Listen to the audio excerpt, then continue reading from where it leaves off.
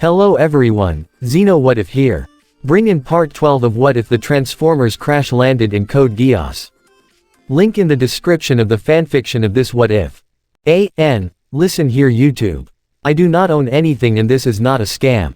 Nunnally held hostage. Lelouch hung by the wall in Area 11's International Airport as he waited for his partner, while also on the phone with a few other close associates of his. The Gurren MKII's repairs have proceeded on schedule. Optimus relayed. Ironhide has also taken the necessary steps towards training our new recruits. So far, things appear to be proceeding rather nicely. Anything about Raise Geass? Lelouch asked. Fix it and I have managed to subject Rai to a thorough testing of his own neural net. Ratchet responded. From what we've gathered, it would appear his Geass is near identical to yours. Only it seems his is more auditory, rather than visual. Simply put, they only need hear Ray's voice in order to be affected by his Geass, unlike yours which needs direct eye contact. But the command has to come directly from Rai, and it can't be broadcasted through communication or even recorded devices. I see. Lelouch nodded. This could be incredibly useful. What about his potency? It would seem that the energy manifesting his Geass appears to have stabilized somewhat, it's not as erratic as before. Optimus answered. But the power itself still remains strong and we are advising him to use his power only when absolutely necessary. Yeah, that's a good idea. Lelouch agreed. Now, in regard to our organization, it would seem Kyoto and the military district of India have come to terms with each other. Ratchet began. They will be sending their top scientist to us momentarily. And the Black Knight's changeover to a cell-based structure is now 92.4% complete. The members have been ranked into 14 tiers, and we've managed to infiltrate all Britannian military warehouses, thanks to the information you were able to gather from Cornelia. Good, but tell them not to do anything rash. Lelouch insisted. If we show our hand too early, Britannia and the Decepticons may suspect a traitor. I'd rather not have a potential ally executed. Though he spoke in a professional tone, Optimus and Ratchet both understood what Lelouch was saying. He didn't want to put his elder sister, and indirectly Euphemia, in danger. Now, what about Toto? Still nothing. It would seem he and the Four Holy Swords have gone underground, even Kyoto has lost contact with them. Optimus informed. That doesn't mean they're dead though. Lelouch said. Pretty sure Britannia would want to make an example out of Toto the miracle worker, rather than keep it quiet. If you find anything, let me know immediately. Now, what about Ogi and his house guest? Still nothing. Ratchet answered. The woman he's with appears to have completely recovered physically, but her memories still haven't returned. Understood. Continue with the work, alright. Lelouch then hung up as he saw the disguised CC arrive. She wore a dark blue business suit with a dress, black-heeled shoes, along with glasses and a black wig. Are you sure you want me to be the messenger? She asked him. And why have me take a plane? I could just go there via ground bridge. I'd rather not tip off the Decepticons or my so-called uncle about you just yet, this is the safest way. Lelouch explained. And if you look humble, they'll look down on you. That's how it works in the Chinese Federation. I don't know about that, but I have some humility. CC responded. Good, now you can put it to use. How's your passport? He asked. Not a bad forgery, I'm all set. CC said. Be careful out there, alright. Lelouch told her before they went their literal separate ways. The young revolutionary left the airport where he saw Bumblebee's vehicle form parked outside. He entered the driver's seat as the yellow scout began to drive off. Well, she's on her way. With any luck, we might establish some allies in one of the world's major superpowers. Lelouch responded. From what you've told me though about these high eunuchs, they're not all that different from the Britannian emperor. Is that going to be a problem? Bumblebee asked. We'll cross that bridge when we get to it. Lelouch answered. But if we play our cards right, we might just gain a valuable ally. But we also gotta be aware if things go south, right? Bumblebee asked. Trust me, I know. I've learned that the hard way. Lelouch replied. Well, what do you know? Looks like you are capable of learning. Bumblebee teased. Even though the translator could only translate the Autobot scouts, bleeps, into monotone words, Lelouch had been with Bumblebee long enough to know when he was being serious, sarcastic, or just plain teasing, in which cause Lelouch chuckled. Yeah, guess you're kinda rubbing off on me. The Nemesis. Meanwhile, Suzaku walked towards the bridge of the Decepticon warship with Dreadwing close behind him, having brought him here after the young soldier requested, or rather demanded, to see their leader. The door to the bridge opened where they both could see the Decepticon leader with his back turned to them and his hands placed behind his back. How could you do it? Suzaku exclaimed. Suzaku. Megatron acknowledged as he turned around.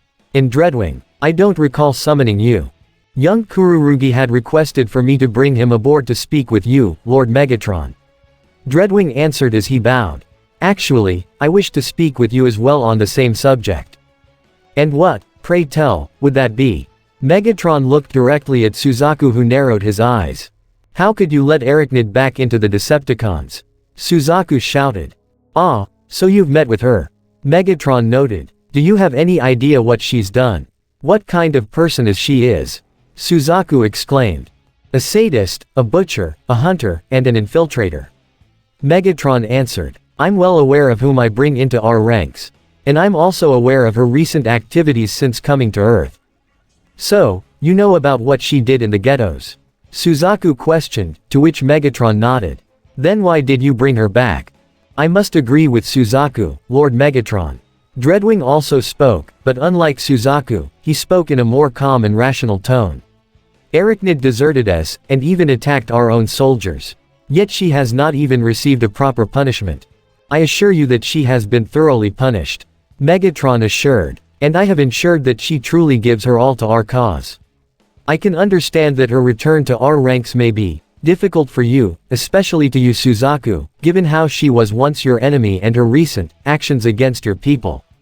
But your cooperation is essential. Lord Megatron. Suzaku stuttered for a moment before speaking firmly. I will follow you and carry out your orders, that won't change.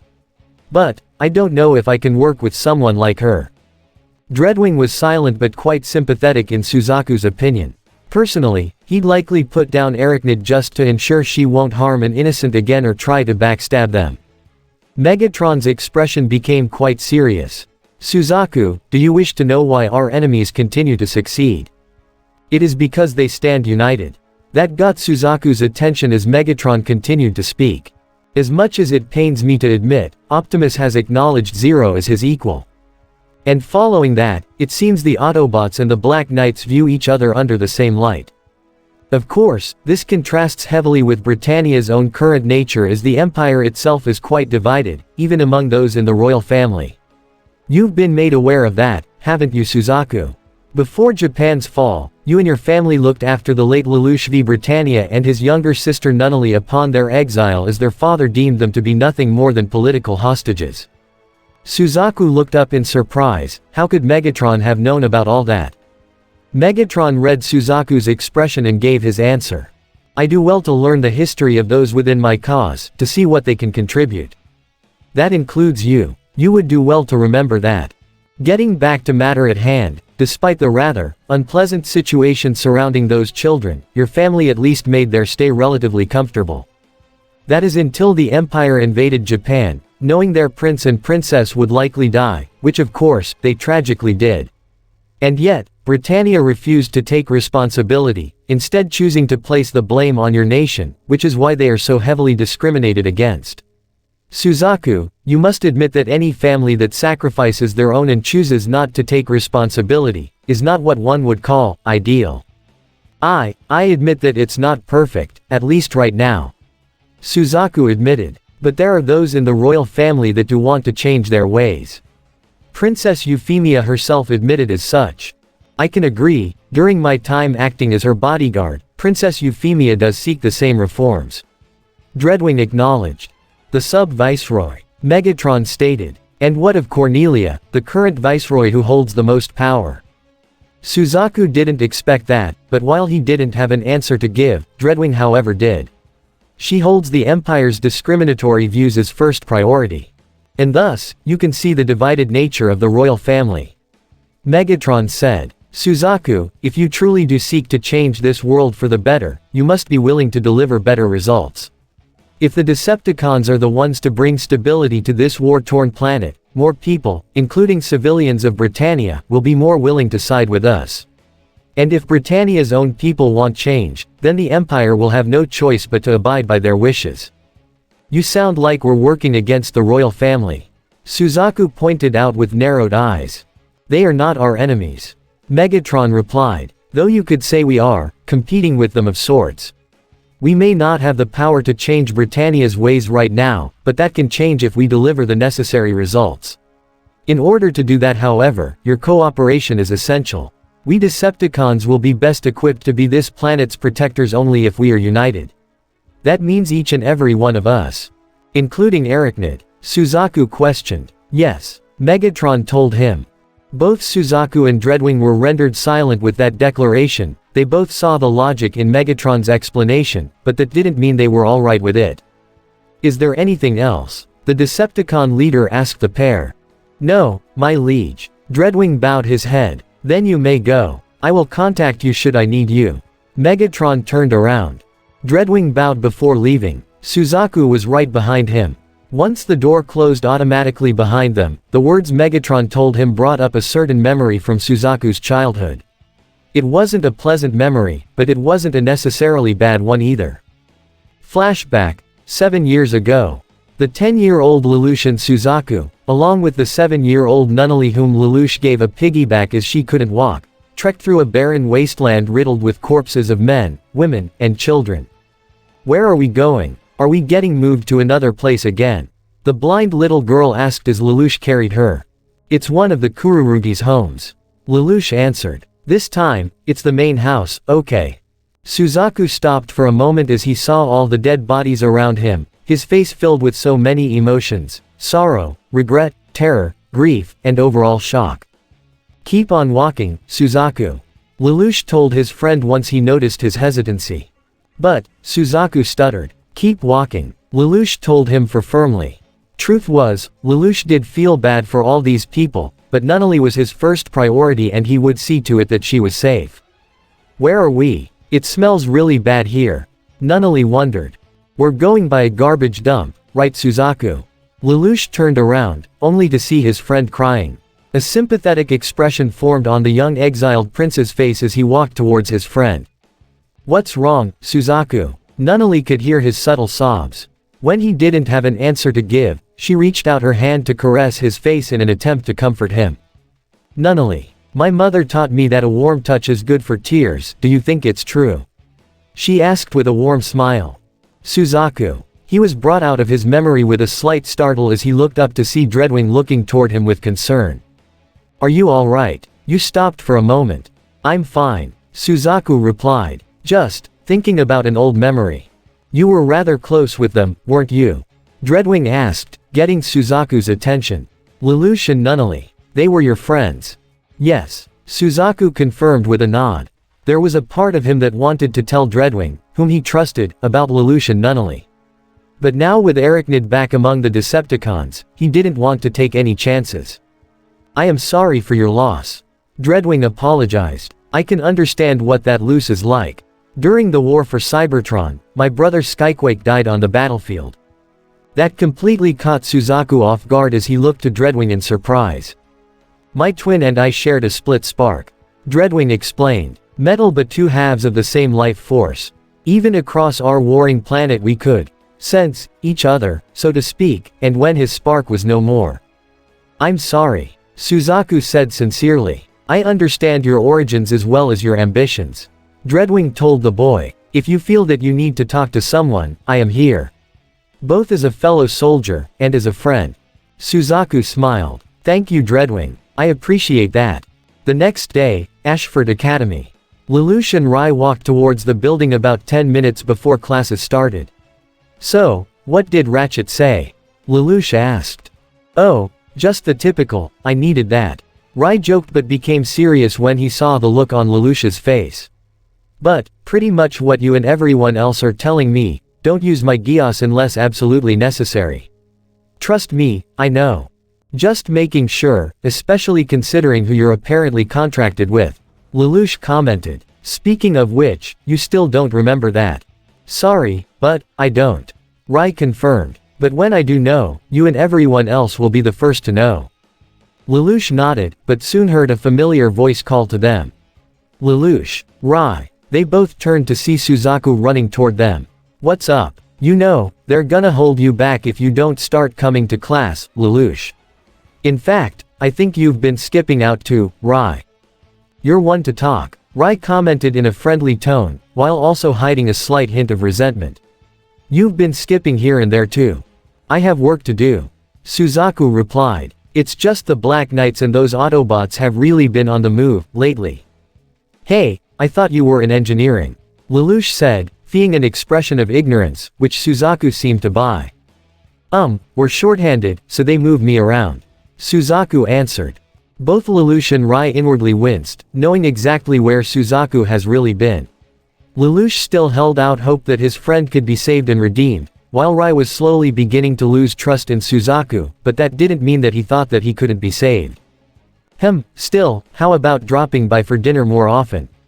Lelouch asked. Nunnally misses you. Are you free this evening? Yeah, I could come tonight. But are you sure it's okay? I don't wanna cause. Suddenly Rivals pulled up to the three boys in his personal vehicle, much to their surprise. Hey, Lelouch. Geez, you almost ran us over. Rai exclaimed. What's wrong? Lelouch asked Rivals. I heard the president's out doing a blind date thing again. Rivals exclaimed in distress. Yeah, today. Lelouch confirmed. Today. Why didn't you tell me about it? Rivals pulled Lelouch in by the collar. Because you would have a spaz attack, kinda like right now. Lelouch answered as he gently freed himself from his friend's grip. I'm not having a spaz attack. Rivals practically screamed. Then what would you call driving in here like a maniac and freaking out like this? Rai questioned irritably. As much as he liked Rivals as a friend, he could be quite the drama queen. Personally, he'd considered introducing him to Ironhide or even Ratchet just so they can hammer that out of him. It's okay, I didn't know about it either. Suzaku tried to give some form of compassion himself, which Rivals didn't seem to take. Don't give me your emo routine. Emo. Suzaku didn't know how to respond to that. Guess compassion's not a fashion these days. Rai muttered disapprovingly. Lelouch sighed at his friend's antics. Look Rivals, if it's any consolation, Millie doesn't have much of a choice in this either. That doesn't help. Rivals commented, lowering his head. The young revolutionary simply shook his head and decided to move past this. So anyways, are we on for dinner tonight with Nunnally? Lelouch asked Suzaku. Sure. Suzaku answered but was surprised to see Lelouch running away toward the clubhouse. What about school? He called out to him. Don't worry, I'll be right back. I'm just gonna go tell her about it. Lelouch called back as he ran off. I'll go make sure he doesn't forget about his classes. Rai said to Suzaku and Rivals as he ran to catch up with Lelouch. While Suzaku seemed to understand, Rivals fell to the ground in comic despair. My life is over, and they're worried about dinner. In the dining room of the clubhouse, Nunnally held an origami crane in her hand with a smile, when she heard the door open. My classes don't start till second period, Sayoko. She said, thinking it was her loyal and loving maid.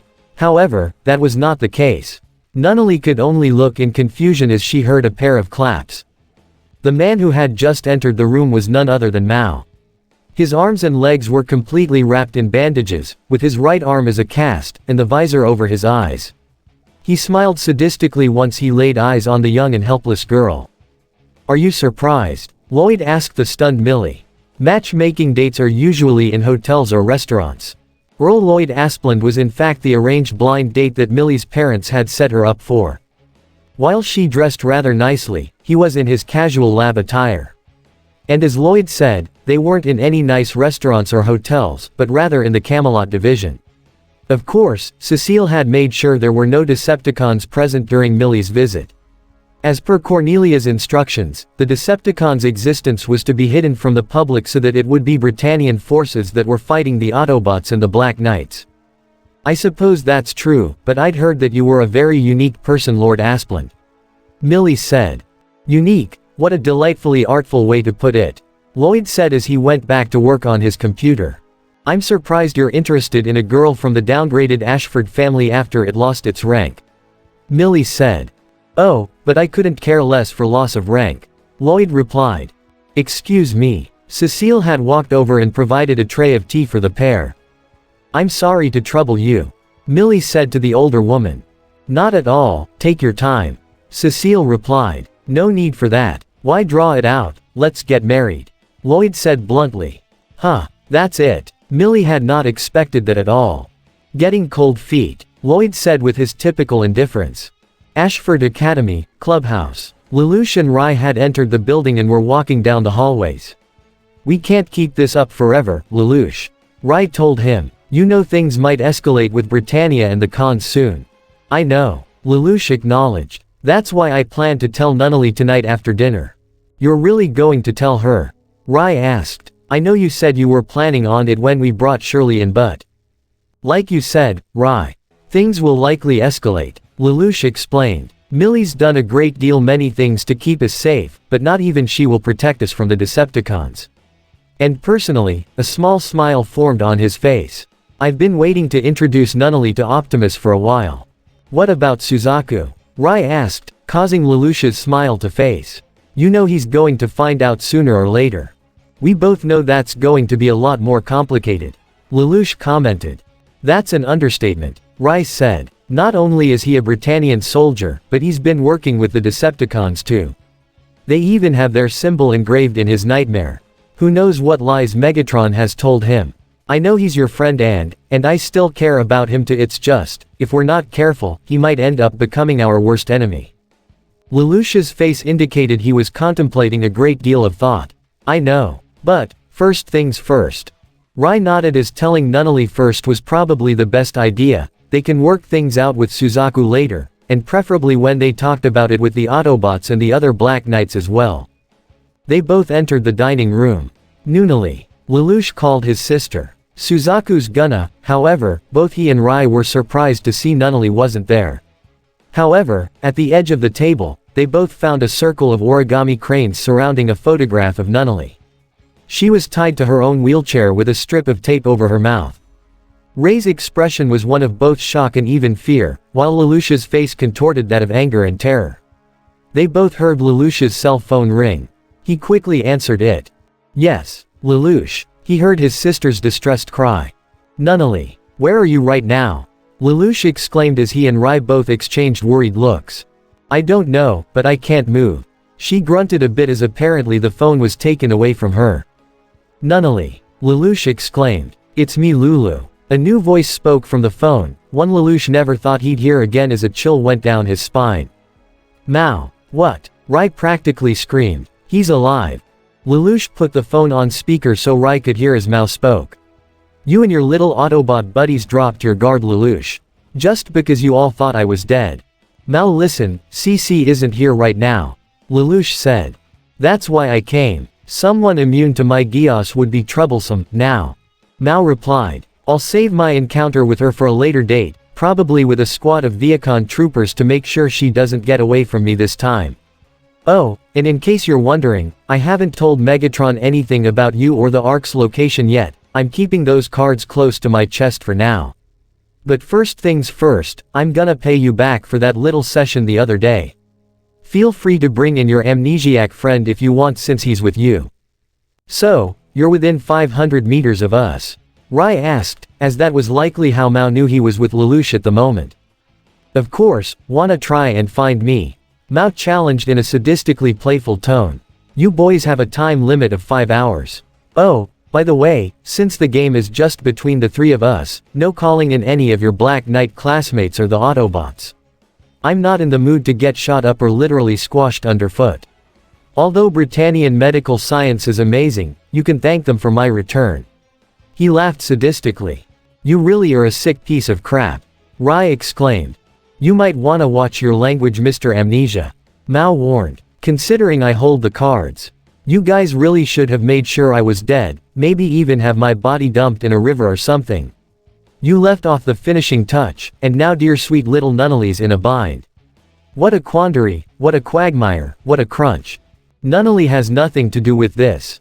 Lelouch exclaimed just as Mao hung up, leaving the two young Black Knights alone as they silently looked towards each other with worry. It's not a very nice way to play a game, you know. Nunnally said, still tied to her wheelchair, as Mao began to walk away. If you do something to make my brother or my friend sad, I'll never forgive you. Mao laughed once more. Oh, well, aren't you a sweet little angel? He turned around to walk away, leaving her there. Once she was out of earshot, he took out a separate communications device. But, before Lelouch finds you, I've got my own call to make. The Nemesis, the bridge. Megatron turned around once the main door opened to see Soundwave and Shockwave enter the bridge of the warship. Lord Megatron. Shockwave bowed. Shockwave, what did you find in regard to our guests? Megatron asked. Anything further on your study of this mysterious Geass? Ever since his arrival on Earth, Megatron had delegated Shockwave to learning more about Geass from the group known as Code R that they've captured after the battle for Narita, and now it would seem Shockwave had some information to give. From what I've learned, it would seem that the information of the human identified as Mao is indeed correct. Shockwave began. The one known as CC has the ability to grant Geass to others, as well as the power of immortality. Code R was a project spearheaded by the deceased Prince Clovis and was to be kept secret from remainder of the Britannian royal family. I am uncertain of what Clovis was trying to achieve, but our captives have said that he has tried to learn the secrets behind CC's immortality, perhaps to provide it for himself, but I cannot say for certain. And with Clovis deceased as you said, is there anyone else who can provide us with more information? Megatron asked. There is. Shockwave nodded as he turned to Soundwave, whose visor showed the image of a certain man who worked directly for Clovis. General Bartley Aspirus. He was head of the research team and served directly under Clovis. Currently incarcerated in Temple Tower in Pendragon under suspicion of conspiracy. Anyone else in the royal family? Megatron asked. Negative. Shockwave replied. Megatron began to think. Just because Clovis intended to keep it secret, doesn't mean such a concept was lost to others. Perhaps, others are at least aware of the existence of Geass, and not just Code R. Suddenly, Soundwave's visor shifted to a communication line which bounced up and down, indicating he was receiving a transmission, something that caught both Megatron and Shockwave's attention. A transmission on the Decepticon communication channel. Megatron questioned. Patch it through. Soundwave immediately walked up toward a console on the side and pressed a few key commands to answer the call. Who is this? Ah, have you forgotten about me, Megatron? A familiar voice teased. And after all I've done for you. Mao. Megatron acknowledged, though this was a surprise, it wasn't something to be overly excited about. You're alive. Surprising. Guess it seems you've underestimated me. Mao replied. And I hope this means that our deal is still on the table. You mean how you said you could deliver the immortal known as CC to me? Megatron questioned irritably. I seem to recall Zero outwitting you rather easily. He caught me off guard. It won't happen again, Mao stated in an annoyed tone of voice. And how can you be so certain? Zero has proven to be someone who is not easily disposed of. Megatron said. I can get rid of him for you, right here, right now. Mao said, which got Megatron's attention. Is that so? Unlike you, I know Zero's weakness. Mao began, acting as though he had all the cards. I've got someone he loves so dearly, and because of that, he's practically putting my hands. I promise that after I play with him for a little bit, I'll deliver his severed head on a platter, along with some information about the Autobots you might find invaluable. And after that, maybe you can help me get CC. I promise to give you a sample of her, so long as I keep the rest. Does that sound like a deal? I will allow it, Mao. Megatron told him. But keep in mind, I don't often give second chances. If you want my help, you must prove yourself able to contribute to the Decepticon cause. Trust me, when I'm done, you'll be begging for me to have a place at the table. Mao said before hanging up. Megatron gave an annoyed scoff. Honestly, Mao was far too arrogant, even more so than Starscream. So that was Mao, Shockwave observed. Indeed, Megatron confirmed. He is far too childish. The Decepticon scientist said. Lord Megatron, why do you entertain this? You already know of Zero's identity. What can Mao possibly contribute? Very little, as it would seem. Megatron answered. However, I did not expect him to survive, and it is quite rare to catch me by surprise. Soundwave, I trust you've traced the signal. Soundwave nodded as he had the coordinates.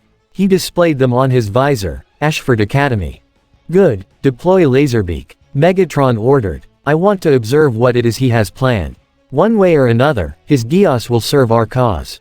The silent Decepticon opened a small ground bridge portal in front of him before deploying Laserbeak from his chest, who flew into the portal before closing. However, this also left Megatron a moment to think. Clovis' project showed that he was aware of the existence of Geass, or at least of one individual who could grant it. But Mao was proof that Code R didn't know everything about Geass. Clearly there was more to this mysterious element than meets the eye. Megatron also learned from Mao that others possessed the ability, one including Lelouch. And if that were the case, are there other Geass users out there that Mao isn't aware of? Or, perhaps there are others like CC out there that have the ability to grant a Geass. Though Megatron never knew Clovis, he read from his files that he was a rather crude politician, but he was neither a warrior nor a strategist. He wasn't among the most intelligent of Charles' children, and Charles himself was more than a little intelligent. Megatron would know, he trained Charles and knew him as a young boy. In fact, the only other person who really knew Charles personally was. Megatron's optics widened slightly in realization, before they narrowed. Soundwave. After this little episode, with Mao is concluded, I want you to investigate everything regarding Victor Z. Britannia's death, and his life up until that point while you are at it. The deceased twin brother of Charles Z. Britannia. Shockwave asked, his interest piqued. He was the only one Charles ever truly trusted. Megatron explained. However, it only occurred to me till now, that I never really gave much thought in regard to young Victor's apparent death, or that I really questioned how he died, if he is truly deceased. You believe that he lives, and possible he and the Emperor are working together in the shadows? Shockwave asked. Charles may be a coward, but he's no fool. Megatron answered as a hint of anger of a possible betrayal became laced in his voice. He is definitely hiding something from me. And I am not one to keep secrets from. Ashford Academy, Student Council Room. Nearly everyone was present in the council room, aside from Lelouch, Rai, Nunnally, and Millie. While everyone else worked, Colin and Suzaku appeared to be feeding Arthur as they also engaged in some small talk. So, the Prez is out for a date, EH. Gino asked. Well, whoever the lucky guy is, good for him. I mean, she's practically a bombshell from heaven. Don't remind me. Rivals slammed his face onto the table in a depressed state. I'm guessing you have a crush on Millie, right? Monica asked in a slight teasing manner. For some reason, this got Nina's attention as she blushed slightly. That obvious? Rivals asked. A little. Monica replied. You seem to gaze at her every time she's in the same room. Anya said stoically as she was at her phone still. All signs seemed to indicate a form of emotional attachment. Emotional attachment. Rivals wasn't sure what to make of that. Oh, come on, stop teasing him. Shirley chastised the three knights of the round before patting Rivals on the back. Don't worry Rivals. If you just asked out Millie yourself, I'm sure she'd say yes.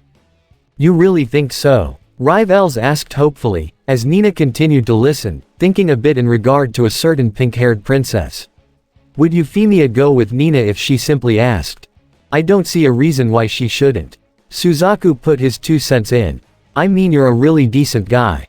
And since when are you the expert on relationships? Colin questioned. Maybe you can give me some advice Colin. Rivals asked. I mean, you seem to be hanging out with Lelouch quite a bit. Gino looked toward Colin in surprise. Wait, you and Lelouch? Don't, okay. Colin looked away, trying to hide her blush. It's none of your business. Huh, you know, now that I think about it, you also spend a bit of time with Rai too. Monica observed. Wait, she's in a reverse harem. Gino asked. At the moment, Colin really wanted to punch Gino, but Shirley beat him to it as she elbowed the Knight of 3. Ow. Gino, you're a nice guy, but there is such a thing as too personal. Shirley told him. Sorry. Gino rubbed his arm. Don't mind him, guys. Monica apologizes for him. Gino might be a top-notch nightmare pilot, but he's got zero social skills. Hey, I got some social skills. Gino defended. Back me up, Anya. You really don't. The emotionless girl said. In fact, you don't have much social life outside the Knights of the Round, or the Student Council. Gee, thanks a lot guys. Gino sulked into his chair. Gah. Suzaku felt a sharp pain in his hand as Arthur bit down onto him. Something that forced Colin to hide her laugh. However, that laugh came to a stop as Lelouch and Rai both entered the student council room. The former had his cell phone to his ear. "Hey guys. What's up?" Rivals greeted. "Lelouch, Rai, be honest with me, do I have good social skills?" Gino asked, most of the student council not noticing the distressed looks on their faces. "Huh, what?" Lelouch wasn't paying attention. Shirley did notice something, however. "Lulu, is something wrong?" "Nothing, just looking for something," Rai said as he Lelouch were about to leave. "Don't mind us." Yeah. Talk to you later about dinner, Suzaku," Lelouch said as he and Rai left. "Seems those guys have better social skills than you, Gino. Maybe you could take a hint," Monica teased. "Yeah, I think I will," Gino said. However, while everyone else seemed to resume their small talk, Suzaku noticed something off with Lelouch. He had known his friend long enough to know that something was really wrong, and Rai was giving off the same kind of vibe. "Hang on guys, I'll be right back." Suzaku left the room. It wasn't just Suzaku who noticed something was wrong too. Shirley had a bad feeling in her gut too, so she exchanged a quick glance with Colin. The red-haired girl seemed to get the message as she nodded to her friend, before Shirley stood up from her seat. "Something up, Shirley?" Monica asked. I just forgot that I have to check on something," Shirley answered before leaving the room as well. "Lulu, if you and your amnesiac buddy do a handstand while searching for me, I'll extend your time limit an hour." Mao mocked through the phone as both Lelouch and Rai were standing on a stairwell. Rai noticed the distressed look on his friend's face. "Lelouch, you can't let him get to you." Rai tried to get him to calm down. "I know, but still," Lelouch looked at the photograph of his tied-up sister, desperation clear in his eyes. "We know he's within 500 meters of us, so he's still on the campus." "But, Lelouch." Both he and Rai turned around in surprise to see Suzaku coming up the stairs. "Suzaku, what are you doing here?" Rai exclaimed with worry, as this startle also caused Lelouch to accidentally drop the photo onto the ground, allowing Suzaku to see it. I thought so, something's happened to Nunnally." "Nunnally? What's happened to?" Shirley walked onto the scene as well, much to everyone else's surprise. However, she gave an audible gasp as she even covered her mouth in horror. "Oh my god. Shirley," Suzaku exclaimed as he tried to think of a good cover-up for Lelouch. "Don't panic, but you have too." "She knows," Lelouch revealed with a serious look in his eyes. "Suzaku, she knows about me and Nunnally, and who we were."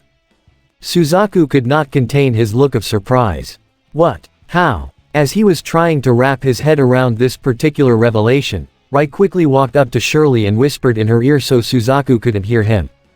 "Shirley, don't panic, but it's Mao." That caused Shirley to gasp as she remembered that man all too well. The same one who kidnapped her, read her mind, used her as a hostage to get to Lelouch and nearly killed her. She would have screamed and panicked, until Rai glanced to Suzaku, silently reminding her about his current position in both Britannia and the Decepticons and not to accidentally reveal any sensitive information. This was enough to calm down Shirley a bit, but she was still quite fearful. "Suzaku, I promise I'll go into the details later," Lelouch told his friend. "But right now, Nunnally needs our help." "Okay." Suzaku nodded, knowing everything else can wait. "But Lelouch, who did this? It can't be a Britannian or someone from the royal family." "No, this has nothing to do with our bloodline," Lelouch answered. "Just a psychopath who wants to keep a girl all to himself."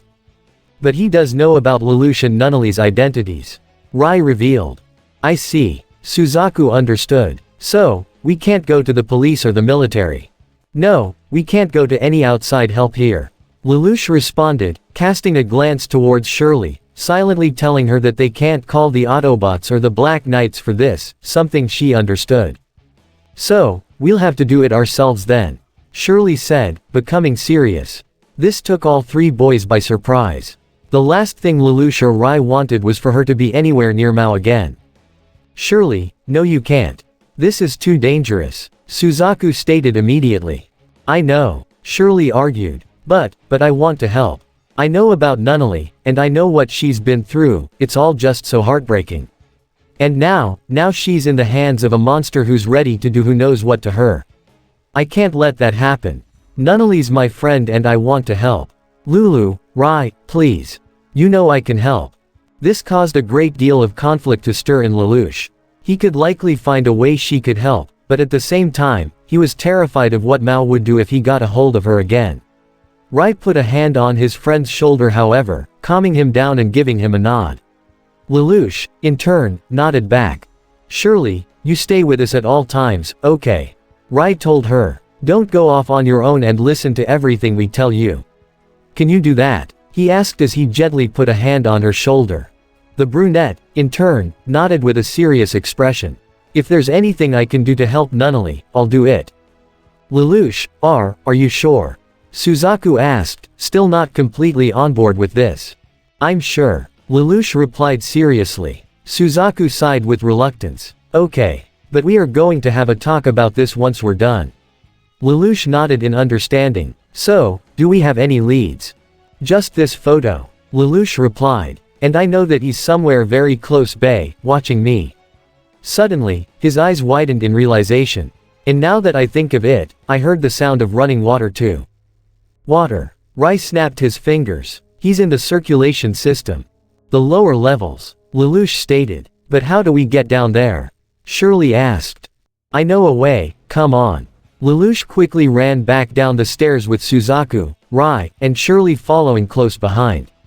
Something's still off, though. Suzaku noted. What is it? Rai asked. Lelouch, normally you'd hone right in on that. Suzaku observed. Suzaku, my sister's been kidnapped. So, pardon me if I'm under a bit of stress right now. Lelouch snapped, causing Suzaku to stutter. Sorry. Guys, please. We can't fight right now. Shirley tried to stop them from snapping at each other, as Lelouch had led the group to an elevator. She's right, we can't afford to lose our cool right now. Rai also said as Lelouch put his student ID into the elevator's console, but it was soon rejected. What's going on? He changed the codes, we'll have to hack into the system. Lelouch said as he was already in the process of hacking. But that's against school rules. Suzaku pointed out. It's a life or death situation, Suzaku. I think we can afford to bend the rules a little. Rai told him somewhat irritably. He does have a point. Shirley also agreed. Though Suzaku wouldn't admit it, he knew they were right and Nunnally's life was at stake, but that didn't mean he necessarily liked it. Don't worry, I'll change it back later. Lelouch answered as he finished and the elevator door opened, allowing the four of them to step inside. As the elevator began to descend, Suzaku's eyes narrowed slightly. Lelouch, I see. This is how you've been getting off campus, isn't it? Your little escape route. It's what I used to use when I gambled. Lelouch answered. I haven't used this thing since. Well, good thing you do know how to use it, otherwise we wouldn't have gotten to Nunnally. Rai said. Speaking of which, do you have a plan, Lulu? Shirley asked. Without knowing what our enemy has in store, there's not much I can plan ahead for. Lelouch reluctantly admitted. So, I guess we'll have to improvise. That's a first for you. Suzaku noted. I've never seen you improvise before. You gotta open yourself to learning new things. Lelouch said. Otherwise, you'll never change. Shirley and Rai both exchanged silent glances as they likely knew what he was talking about. This was something he learned from his time with the Autobots, probably from Optimus. However, the elevator soon came to a stop. Everyone, hide. Lelouch stated as he and Shirley went to the left side of the car, with Rai and Suzaku on the right side just as the door to the lower levels opened. How's it look? He asked as Suzaku pulled out a mirror to get a look into the hallway without revealing himself. There's a machine gun linked to the security camera. Suzaku answered. The lag on these systems is tight. 0.05 seconds. How do you know that? Rai asked. I've seen this kind of equipment before at work. Suzaku answered. So, it's military tech. Rai said disapprovingly. How the hell did this guy even get it? I think a better question would be, how do we get past it? Shirley asked. We'll have to head back up and disable. Before Lelouch could even finish however, Suzaku had already ran out into the hallway. Wait. Suzaku. Shirley yelled with worry as she, Lelouch, and Rai saw him get to work. The turret opened fire, but Suzaku was fast enough to avoid all the bullets, albeit just barely, before quickly running up the wall to jump and deliver a spinning airborne kick to completely obliterate the gun and the camera. Shirley was rendered speechless while Rai was simply surprised before a serious look formed on his face. Probably learned the trick from the cons. Of all the reckless moves, Lelouch wasn't exactly fond of Suzaku pulling a stunt like that, but time was still of the essence. Come on, let's go. Nunnally's waiting for us, Suzaku said as he ran deeper into the hallway, with Lelouch, Shirley, and Rai right behind him. They came to the end of the hall, toward a large door that opened almost automatically for the group, revealing the circulation system inside. It was a massive chamber with a waterfall of sewer water at the end. However, at the very end of the chamber was the person they were looking for. Nunnally. All of them exclaimed as they ran into the chamber. The bound girl was surprised to hear those voices. Lelouch, Suzaku, Rai, is that you? Yeah, it's us, Rai told her. Nunnally, it's gonna be okay. Shirley also said, surprising the younger girl. Shirley, you're here too? Nunnally asked in worry. We're all here, Lelouch assured. Don't worry, we're gonna get you. Wait, Suzaku stopped their advance. Up there. He pointed to a hanging device that slowly swung back and forth above Nunnally's head. Lelouch instantly knew what it was. A bomb. What? Shirley almost screamed. How in the hell did he get a bomb?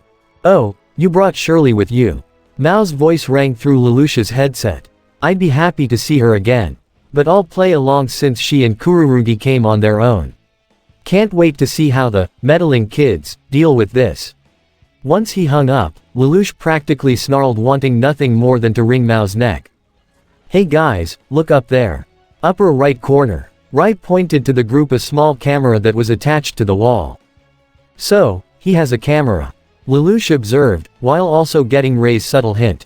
Which means, we're outside his range. So, he won't be able to read our minds down here. But he can still see everything we do. Nunnally, we're going to defuse the bomb. Suzaku smiled sincerely. It's okay, don't worry. Lelouch and I can do anything together, plus we got 2 more friends here. Despite the otherwise terrifying situation she was in, Nunnally had complete faith in her older brother and her friends. That's right. Okay, so what do we know about the bomb? Rai asked. Lelouch need only take a glance at it to get an idea of how it functions. It's motion sensitive. Solenoid inside supplies energy that keeps it constantly moving. What does that mean? Shirley asked. If an external force interferes with the motion, then it explodes. Lelouch explained, causing Shirley to look in surprise. So, let's just move Nunnally out of the way. She suggested. No, it's not just the bomb itself, but the area around it. Moving Nunnally even an inch will trigger it. Suzaku assumed. How much damage would this thing do if it were to blow up? Rai asked. It would wipe out everything within 500 or 600 meters, minimum. Suzaku answered. But that would take out almost the entire school. Shirley exclaimed. He'd not only take out the Black Knight's leader, but his 2 ace pilots, all my friends, even Bumblebee, RC, and Cliffjumper who are stationed here. Lelouch thought. And since Suzaku's here, I can't call Optimus for backup. Mao probably has the trigger too, and with that camera, he'd see any Autobot or Black Knight that would show up here. And with so many innocent people potentially getting caught up in the explosion. How are we gonna defuse the bomb without stopping it? Shirley asked. We might have to cut the line, but it has to be extremely precise. Rai assumed. Even one tiny mistake, and Ashford Academy will be a smoking crater. I think I might at least know which line to cut. Lelouch said as he looked at the bomb again. He's not a pro, so I could figure out which lines are dummies. But it's too much of a risk. As Rai said, we need to be extremely precise about it. We'd have to cut the line without disrupting the motion. So, it's impossible? Shirley asked, getting rather fearful that they might not have a way out of this situation. No, it's not, Suzaku stated. I'll do it. Now is not the time to show off, Suzaku. Rai exclaimed. I'm not showing off. I can do it, the young honorary Britannian replied. We don't have enough information to pull it off, though. Lelouch said, not willing to risk his sister's life. There's a time limit here, we can't afford to play it safe. Suzaku insisted. As for information, it's staring you right in the face. I'm a soldier, Lelouch. Can you use that information? Meanwhile, in a grocery store, Sayoko strolled through the halls, picking up food for Lelouch and Nunnally. However, she felt her cell phone ring and saw that it was Suzaku's phone number on the caller ID. Ashford Academy. Mao stood at the far end of the academy's privately owned chapel. Behind him was a massive scale-like device. However, as he stood, he couldn't stop himself from hearing all the random thoughts of every student and teacher in the school, and it was really starting to annoy him. Stuck-up little brats. He scowled. No wonder I hate school so much. However, he soon smiled malevolently as he heard the familiar thoughts of his intended target. What now? What's he got planned for me next? Lelouch thought as he walked up to the chapel. That camera trained on Nunnally is transmitting to Mao. Is he here? I can't believe he'd still be here at the school. What a whack job. I told Suzaku and Rai to stay with Nunnally, while also telling Shirley to keep the Knights of the Round off my back. I can't call Optimus or the others for help. Guess I'm on my own. Lelouch walked into the building, where Mao eagerly waited for him. Well, if it isn't Casanova. Mao greeted mockingly as he clapped his hands. No weapons, no Autobots, no friends, no strategy, you didn't defuse the bomb or even call Daddy Optimus. What's wrong, Lulu? I'm not explaining anything to you. Lelouch glared. The final game, is it ready? Let's put an end to this. Mao revealed a fully assembled chessboard. With your specialty. Meanwhile, the vehicle modes of Bumblebee, RC, and Cliffjumper continued to sit in the school's parking lot. Hey, you guys wanna hear something funny? Cliffjumper asked. You'd tell us anyway even if we said, no. RC said. That night of 3 guy, Gino, I heard from Rai that he wanted to take B Street racing. Cliffjumper said. I mean, he's got a pretty cool looking nightmare, why not race with that? Guy's eccentric. RC said. Reminds me of someone else I know. Aw snap. Bumblebee played a rapper's voice through his radio. Ha, ha, very funny. Cliffjumper humored. You know what else is funny? You not taking a hint about shutting up. RC joked. Admit it, you love the company. Cliffjumper joked back. Hey guys. Shirley's heading this way. Bumblebee got their attention as they saw the brunette schoolgirl running toward them. She looks upset. Guys, help. She called to them as she came to a stop to catch her breath right in front of the 3 disguised Autobots. Whoa, kid, what's wrong? Cliffjumper asked with concern. Mao's alive, Shirley exclaimed. What? RC practically shouted, but still remained in her vehicle mode. That psycho mind reader. I thought he kicked the bucket. I'll call Optimus, Cliffjumper said. No, you can't. He has Nunnally, Shirley quickly said. And he has her practically tied to a bomb. If any other Autobot or Black Knight shows up, he'll blow up the entire school. Where's Lelouch? Bumblebee questioned. Keeping Mao busy, he has a plan. Shirley explained. I can't go into the details just in case Mao's listening right now. But RC, Cliffjumper, Lelouch wants you 2 outside the chapel. That's where Mao is right now. If something goes wrong, he wants you 2 on standby. What about Nunnally? Cliffjumper asked. Suzaku and Rai are on it. Shirley answered. Suzaku? RC questioned, not liking the sound of it. Guys, I know many of you might not trust Suzaku right now, but I know he cares about Nunnally and wouldn't do anything to hurt her. Lelouch is counting on that. Shirley said. Please, just trust him. I do. RC and Cliffjumper glanced to each other, despite still being in vehicle mode. Okay, I might not trust Suzaku right now, but I trust you, Shirley. RC said. If Lelouch needs us, we'll be there for him. Cliffjumper added. What about me? Bumblebee asked. I'm Lelouch's guardian. And that's why he needs you to stay back, Bumblebee. Shirley explained. If something goes wrong and people see you transform, practically the whole school knows you're Lelouch's car and it could reveal his identity as Zero. The scout understood. Alright, I'll stand down. Thank you so much for understanding. And, for your help. Shirley said sincerely. Hey, we're all friends here, kid. Cliffjumper assured. Anytime you need us, we'll be here. We better get moving. RC said as she began to drive off.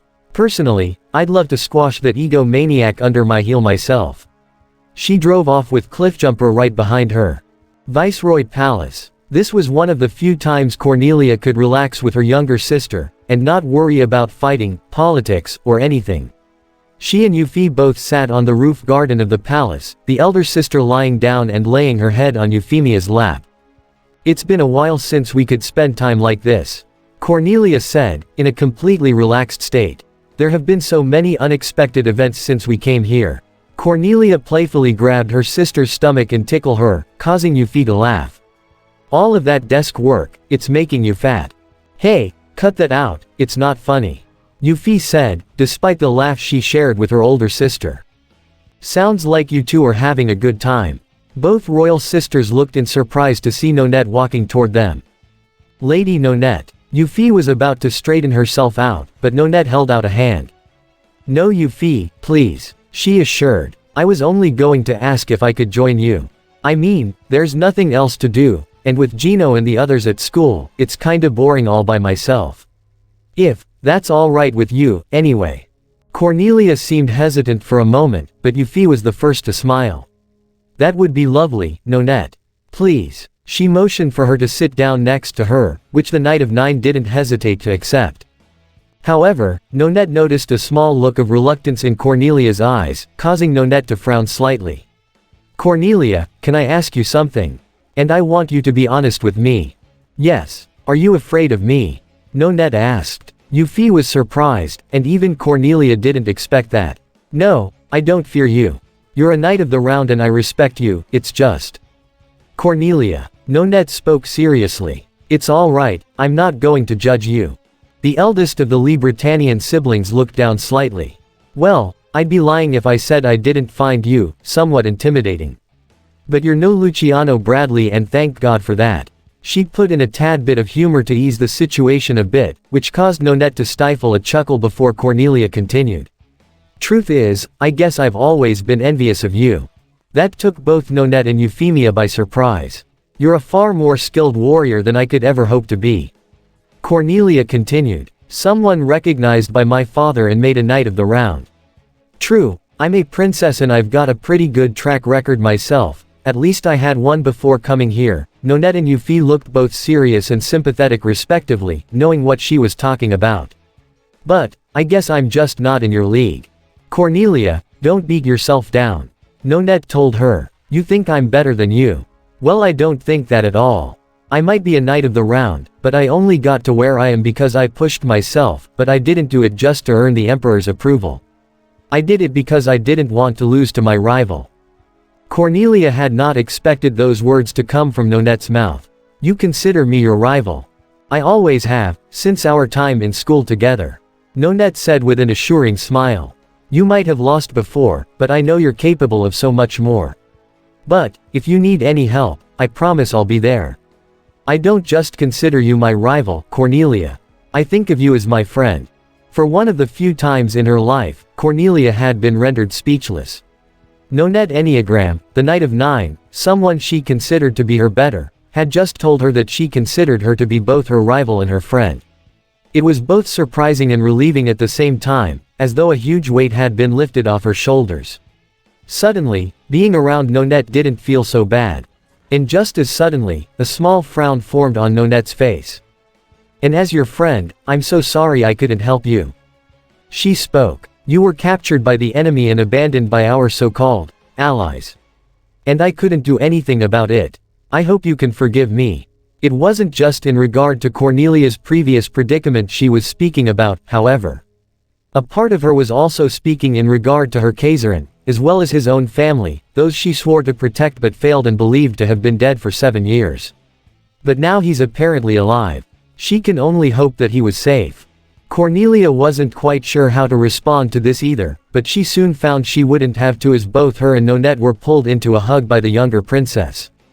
"I'm just glad you're both here, safe and sound," Yuffie said honestly. "So, let's just enjoy this moment we have together and not worry about the Decepticons, or the Black Knights, or the Autobots, or anything else."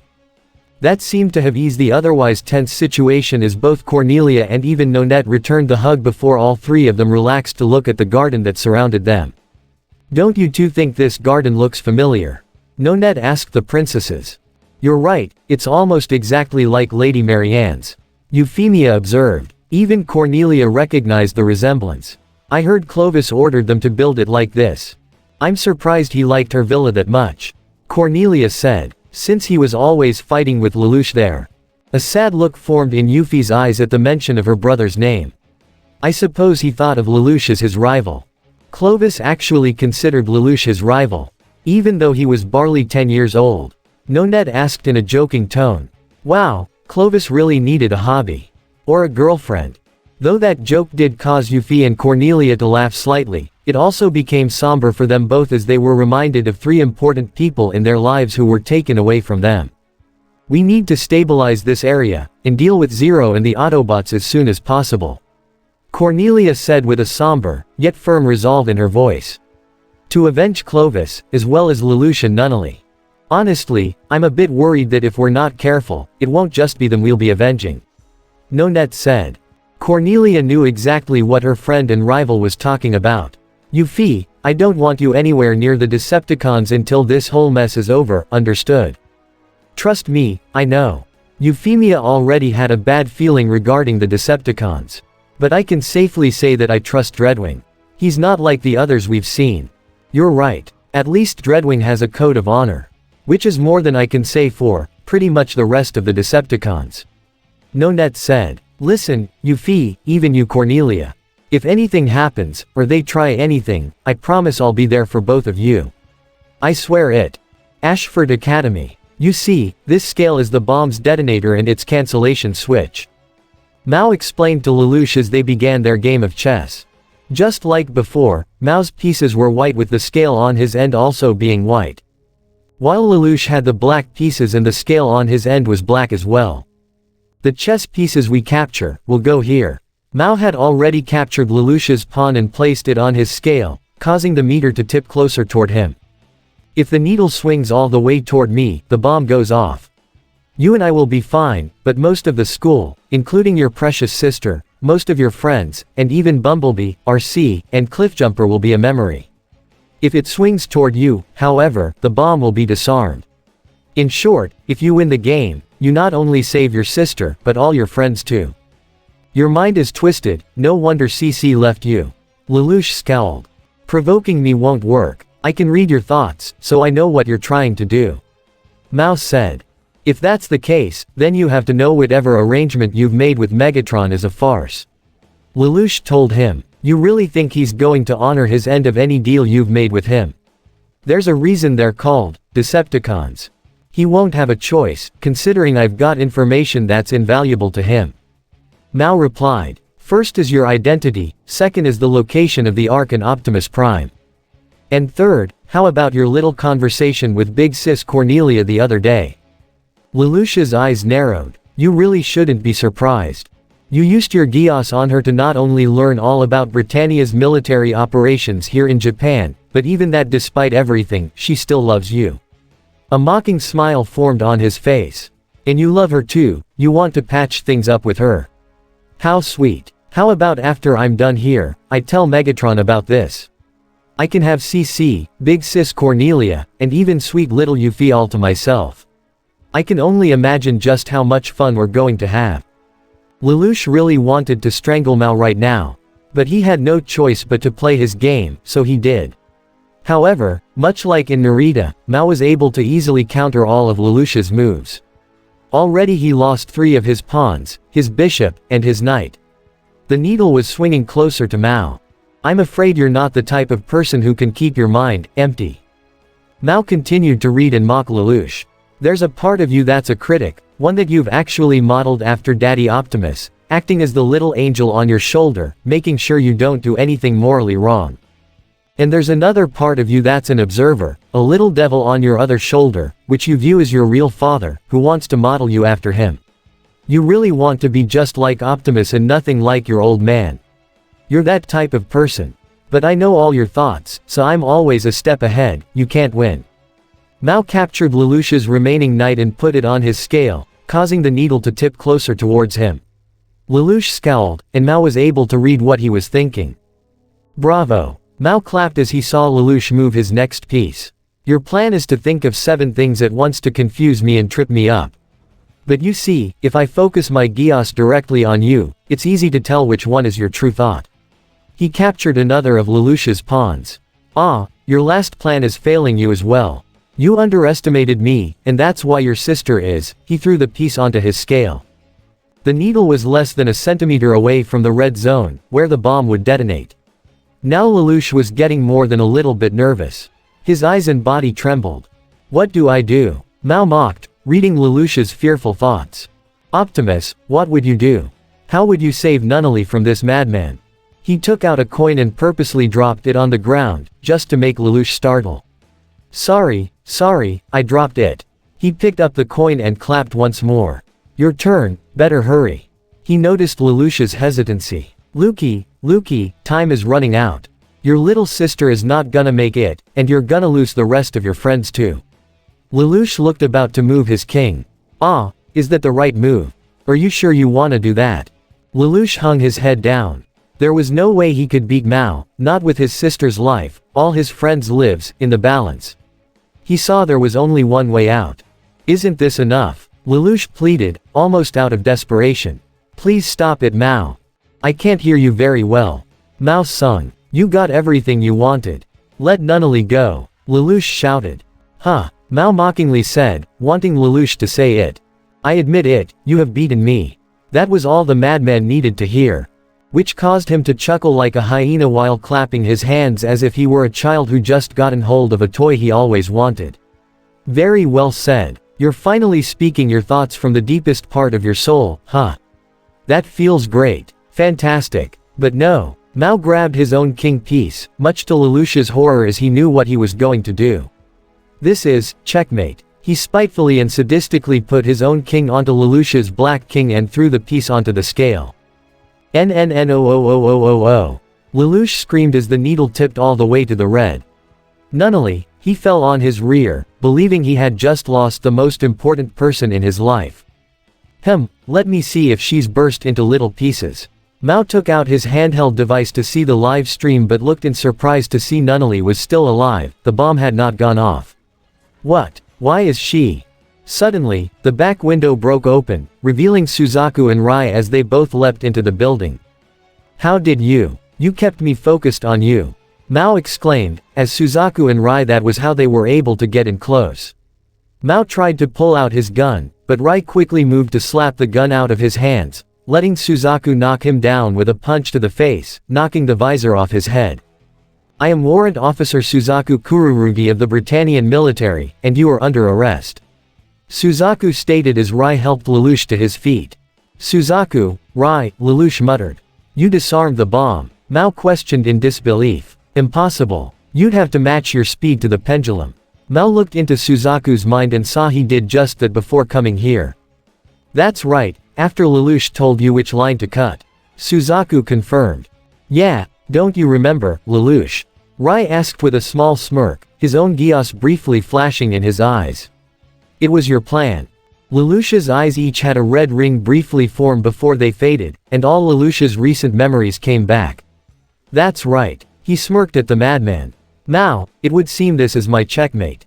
Mao's eyes widened in shocking realization. "Lelouch, don't tell me." "Yes." Lelouch communicated to him via his thoughts as he and Rai both smirked. "I gave Suzaku, Rai, and even Shirley their instructions, while also having Rai use his own Geass on me to make me forget, so you wouldn't find out. Turns out, my Geass is a lot like Lelouch's." Rai communicated with his own thoughts as well. "Only I need people to hear me, as opposed to eye contact. But I just found out I can focus it on a specific person if I say their name while I make the command. So even if other people hear it, they won't be affected by my Geass. I told Suzaku to cut the line to the bomb, and for him and Rai to come in while I kept you distracted and focused your Geass only on me." Lelouch continued. "I also told Shirley to tell the Autobots, whose minds you still can't read. RC and Cliffjumper should just be right outside this building, so you can't worm your way out of this one. You bet everything on your friends," Mao exclaimed as Suzaku grabbed his arm. "What if they failed you? It's a little something called trust, Mao. Something you wouldn't understand," Lelouch replied via thoughts. "And if you're thinking about revealing our identities to Suzaku, don't." Rai also told him. "He doesn't know anything about Geass, and even if he did, you really think he'd take the word of a psychopath who kidnapped his childhood friend?" Suzaku took out his own phone and contacted their other associate. Sayoko, everything's fine now. Right, go ahead. Back in the circulation system, Sayoko quickly began to untie and free the blind and paralyzed girl. Sayoko, Nunnally asked, feeling relieved that she was here. I'll have you free in a second. Sayoko assured. Lelouch smirked in victory as even Rai crossed his arms. But Mao wasn't about to accept defeat yet. You think you've beaten me, huh? He tried to resist Suzaku's grip. Stop it, Suzaku told him. Get your hands off me, father killer. Suzaku's pupils shrunk as Rai gasped and even Lelouch was completely surprised. Mao smirked once he saw Suzaku's horrified face. You killed your own father 7 years ago. He called for do-or-die resistance, and you thought stopping him would end the war. What a childish idea. The fact is you're a murderer. That's not true. Suzaku stuttered. How lucky for you that no one ever found out. Mao continued. All the adults lied to protect you. But all the reports said his suicide was a protest against the military actions. Lelouch did not see this coming. A big, fat, lie. All of it, Mao confirmed. Suzaku, Rai looked at his friend with both shock and utter sympathy. I didn't have any choice. Suzaku said immediately. If I didn't, Japan would have. That's how you justify it in retrospect. Well, it explains your death wish. Mao stated, causing Suzaku to gasp again as Mao's evil smirk only grew. You wanna save people's lives. It's your own wretched soul you're trying to save. That's why you're always charging into danger. Placing yourself on the edge of death. Suzaku screamed as he fell to his knees. You're no hero. Mao continued to mock. You're just trying to wash the blood off your hands. A little brat begging to be punished. It's no wonder Megatron recruited you. I don't know if he knows this or not, but there's no way he's stupid enough to not see your little suicide tendencies. He yanks on the strings of your cheap pride and you dance like a little marionette. Mao, Lelouch angrily exclaimed, activating his Geass and looking into Mao's exposed eyes. Never speak again. No. Mao tried to cover his face, but it was already too late. Lelouch's Geass flew into his eyes and altered his brainwave patterns. Mao opened his mouth, but he couldn't utter a word. All he could do was just moan and gurgle. Rai tried to run and tackle him, but Mao grabbed him and threw him at Lelouch, knocking them both down. Mao then quickly ran for a side door, while also pulling out a nightmare key. Lelouch and Rai both quickly got up, but they didn't even have time to register what had just happened as the wall suddenly exploded outward. Rai was quick to pull the still shocked Suzaku out of the way and behind some cover with Lelouch. Both boys looked in shock through the hole to see a Sutherland just outside. Somehow, Mao was able to smuggle a military-grade nightmare onto campus. The explosion that had just occurred had alerted the entire campus, even startled those in the student council room. What the hell was that? Rivals exclaimed. Something appears to be causing a bit of a ruckus. Anya said, still as emotionless as ever, as while Rivals, Colin, and Nina were all startled, along with Arthur, Gino, and Monica were already on their feet. Mao had read the mind of the pilot he killed to get this Sutherland, so he knew how to operate it. Though he couldn't speak, he glared hatefully through his screen as he aimed the Nightmare's rifle right at the trio of boys inside, with the intent on killing them. However, Cliffjumper's vehicle mode came speeding out of the corner, ramming the Sutherland's legs to trip it up before he drove into its chest to push and drag it across the ground and away from the building. Good call with guard duty, Shirley. Cliffjumper commented. RC drove right behind Cliffjumper. Get him off campus. We can't get anyone hurt, she told her partner. Already on it, Cliff responded as they were already making their way to the outer perimeter. Cliffjumper rammed Mao's Sutherland through the wall and onto the streets before both he and RC transformed and aimed their energon blasters at the stolen Nightmare as it quickly stood up. You got two options, Mao. RC told him. Surrender or resist. Here's hoping you resist. Cliffjumper smirked. Mao gritted his teeth. You damn Autobots. If it weren't for you, CC would be mine. Well, I'm gonna make sure you don't get in my way again. He fired his Nightmare's rifle, while also shooting a pair of Harkins, forcing the two Autobots to scatter before they both opened fire with their energon blasters, already obliterating one of the Sutherland's arms before it rolled back to avoid the laser. Already nearly every student at Ashford Academy had all gathered outside to look in surprise, shock, and even awe at the fight that was occurring in the streets. Many of them even took out their cell phones to take pictures or even record it. At the same time, however, Laserbeak continued to hover over the area as it recorded and broadcasted the events occurring back to Soundwave. The Nemesis, the bridge. Soundwave's tentacles attached themselves to the main console, allowing Laserbeak's transmission to be brought up on the main screen for Megatron and Shockwave to see. The leader of the Decepticons appeared less than pleased. "I fail to see the logic in these actions," Shockwave commented. "As do I." Megatron agreed with a growl as he tried to contact Mao directly. "Mao, how difficult is it to exterminate one single human being?" He got no response. Mao. Ashford Academy. While other students continued to watch the fight play out, Shirley remained inside Bumblebee as they too saw the fight from the parking lot, which wasn't that far from the action. "How in the name of Primus did that whack job get a nightmare?" Bumblebee exclaimed. "What about Lelouch?" Shirley asked with worry as she sat in the driver's seat. "Or Nunnally, Rai, or Suzaku? I got a confirming text from Lelouch that they were all okay."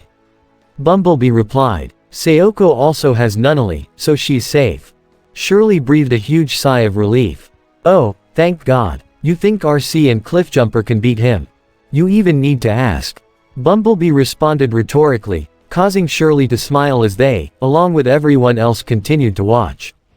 Back on the streets, Mao desperately tried to throw a punch out with his Sutherland's only remaining arm, only for Cliff to easily catch the punch before bringing his other arm down to crush and destroy the second arm before delivering a kick to the cockpit to knock the Sutherland back.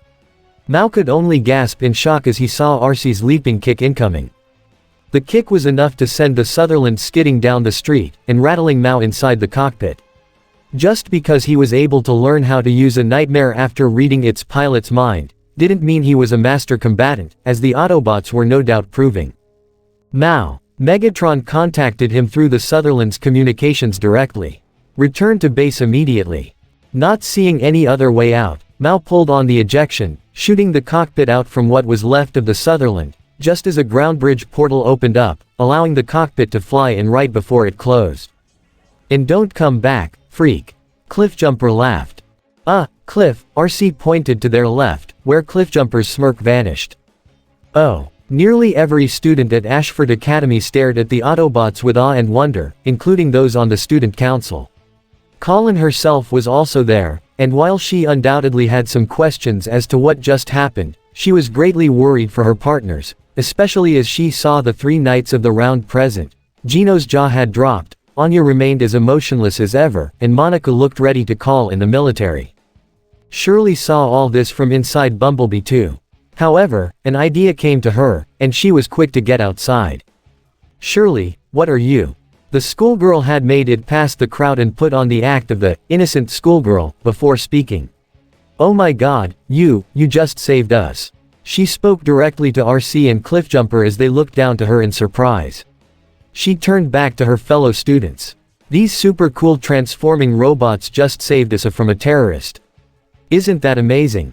Colin saw what she was doing and quickly joined in. "Yeah, that is amazing. I think they're called the Autobots."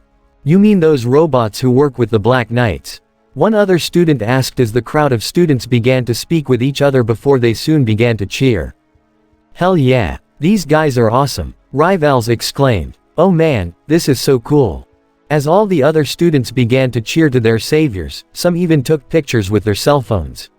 Monica looked in shock, as Anya's emotionless expression remained unchanged. Though Gino smiled as he tried to wave through the crowd.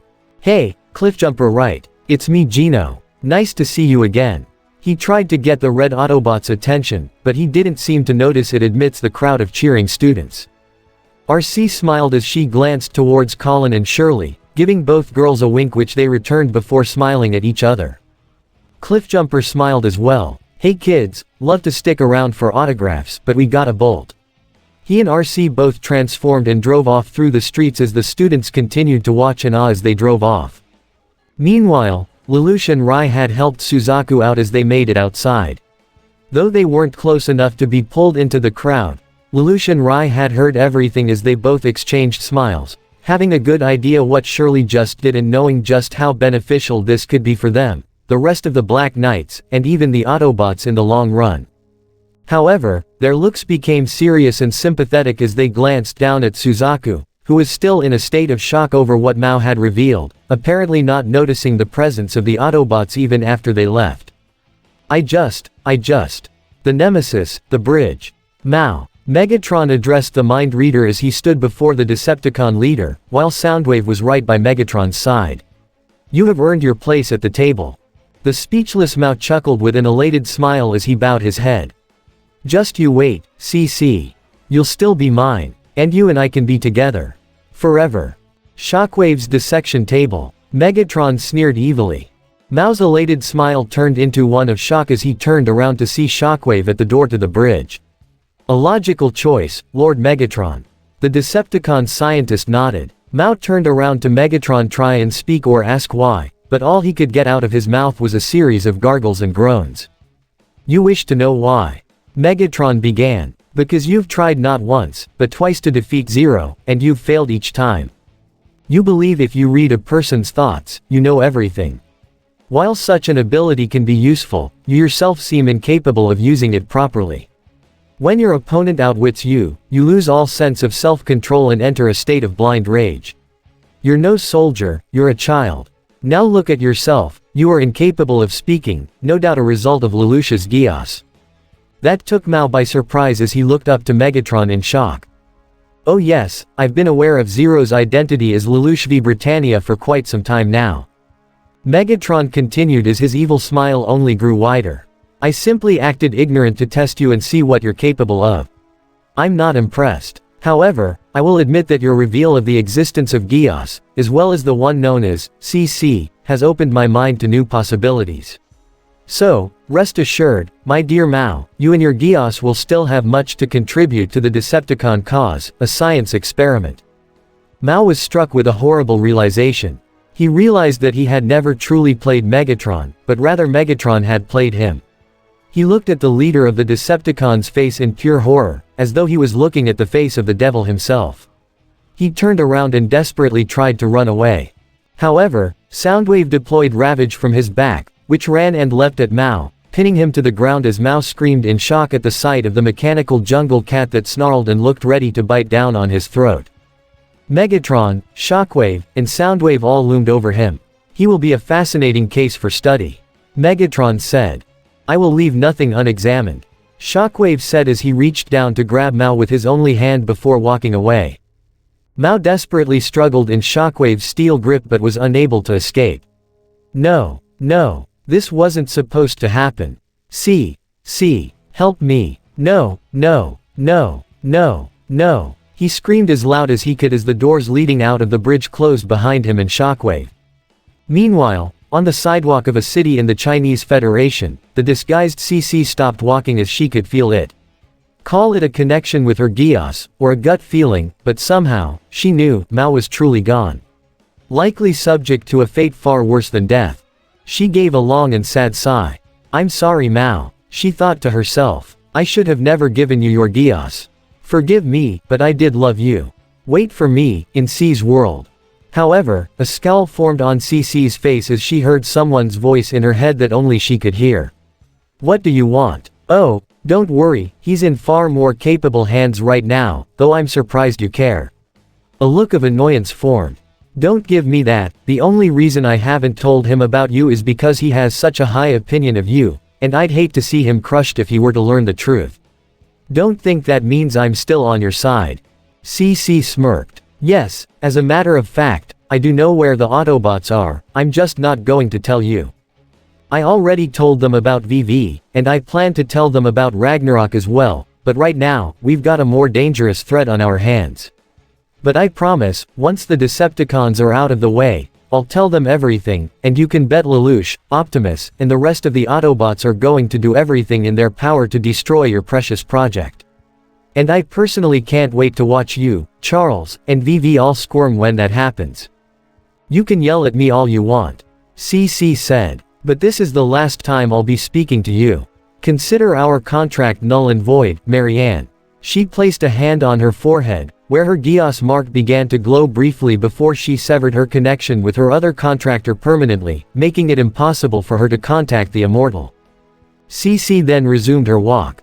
There was a part of her that did feel bad for not telling Lelouch the truth about his mother. But given how much he admired her, she hated to see the expression on his face should he learn the truth. He would find out sooner or later, but it would seem he'll find out later. There was a more pressing threat to deal with, the Decepticons. TMI. The Ark. It had been a full day since the incident with Mao at Ashford Academy. At the moment, Lelouch, donned in his Zero outfit, minus the mask, had arranged a meeting with the Autobots and his most trusted inner circle of Black Knights, Colin, Shirley, Rai, and Geass.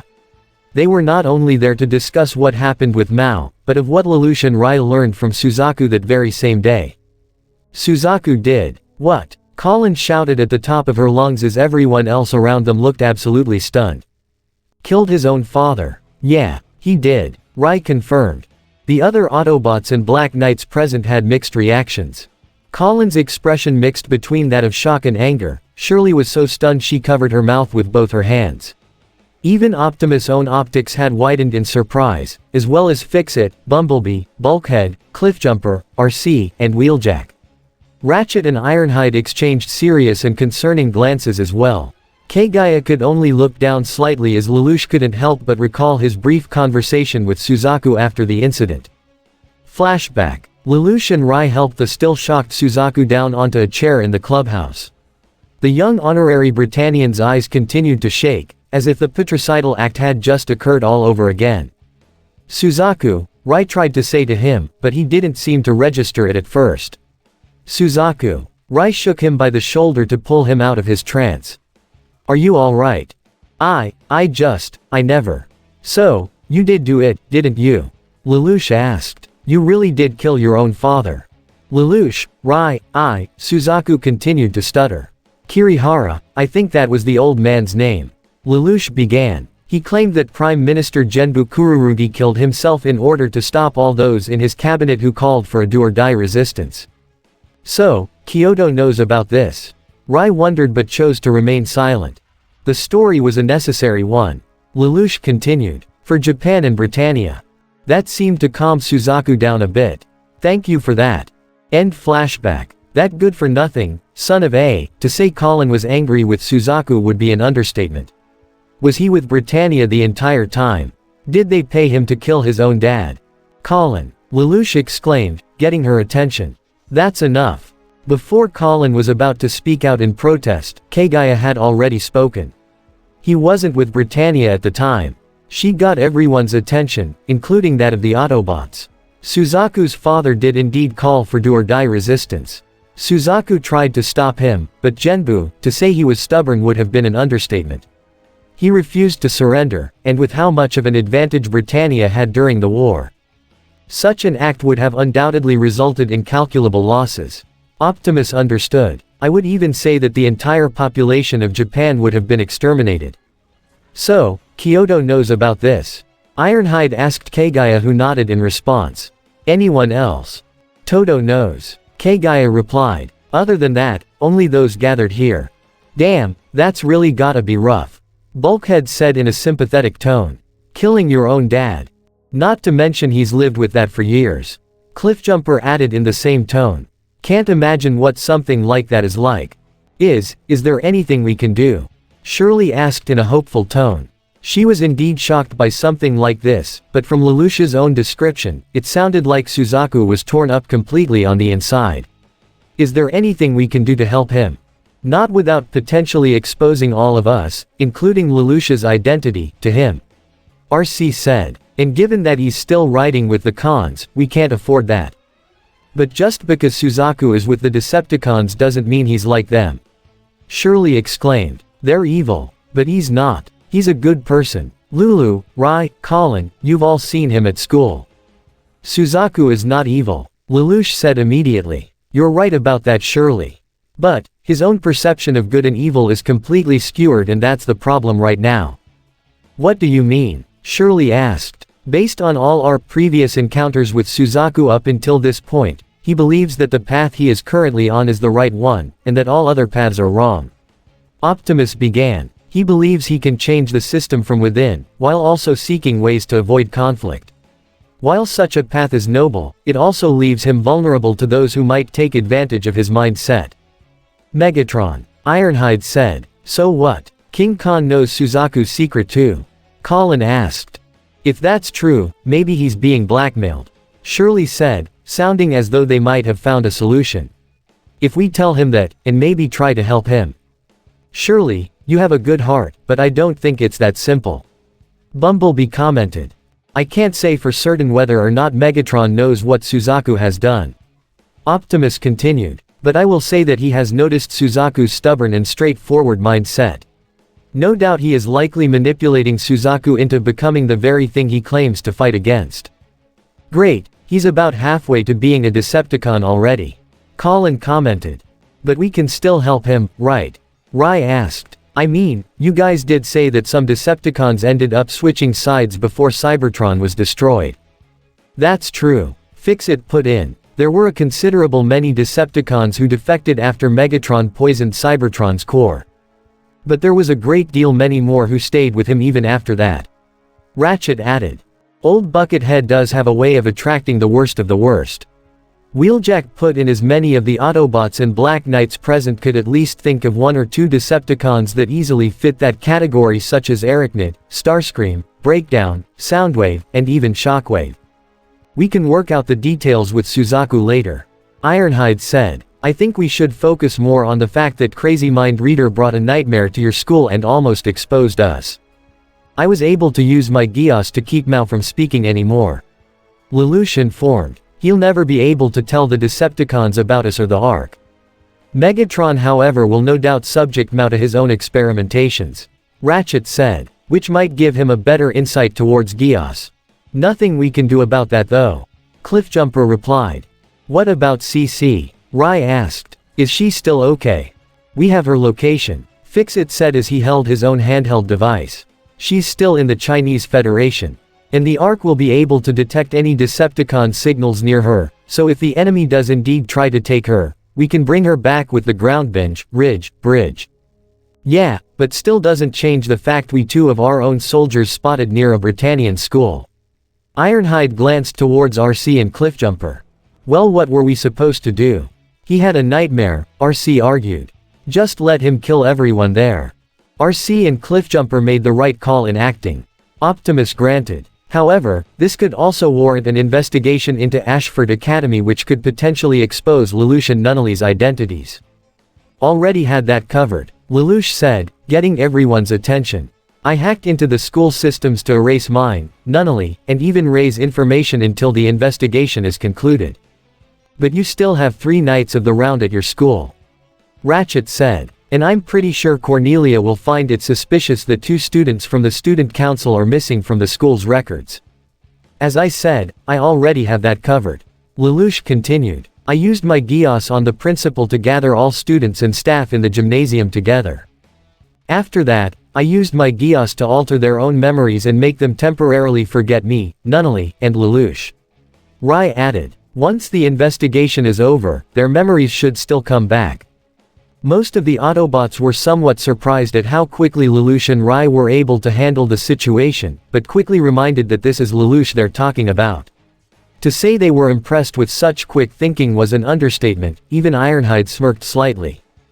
Wow, you think of everything, don't ya? Bulkhead smirked. I'm too modest to boast. Lelouch had his own smirk. You, modest? Yeah, I don't think so. Colin joked, resulting in some laughs and chuckles from most of the group. So, where are you guys staying? Wheeljack asked. Nunnally and I are staying at Colin's for the moment. Lelouch answered.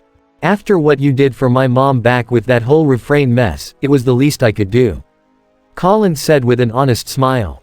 Besides, my mom is practically gushing over Nunnally right now. It's kinda cute actually. Ah, but I would have wanted you to stay with me, Lelouch. Kagaya put on a pouty face, which Lelouch responded with a small grin and a head pat. Sorry, maybe next time. What about you, Rai? Bulkhead asked his partner. Shirley's letting me stay with her for right now. Rai answered, thanks again for that, you didn't have to. He said to the brunette. Are you kidding? What kind of friend would I be if I didn't let you a place to stay? Shirley said. I'm just glad I can do something to help around here. Cliffjumper had a knowing smirk on his face. So, you boys are staying at girls' houses, Be sure to be on your best behavior, and don't get any funny ideas. All the young black knights caught on to Cliffjumper's less than subtle joke, resulting in Shirley and Rye blushing. Lelouch rubbed his hand down his face with an annoyed sigh, while Colin's whole face turned red and she shot Cliffjumper a look of comic anger. RC, can you punch him for me? Nah, sorry not this time. RC joked as Bulkhead and Wheeljack chuckled, Kagaya giggled a bit, and even Ironhide had a small smirk. Bumblebee would have laughed a bit too if he had his own voice box. Ratchet simply rolled his eyes. Fixit looked only confused on what Cliffjumper was referring to as human biology, and Customs eluded him.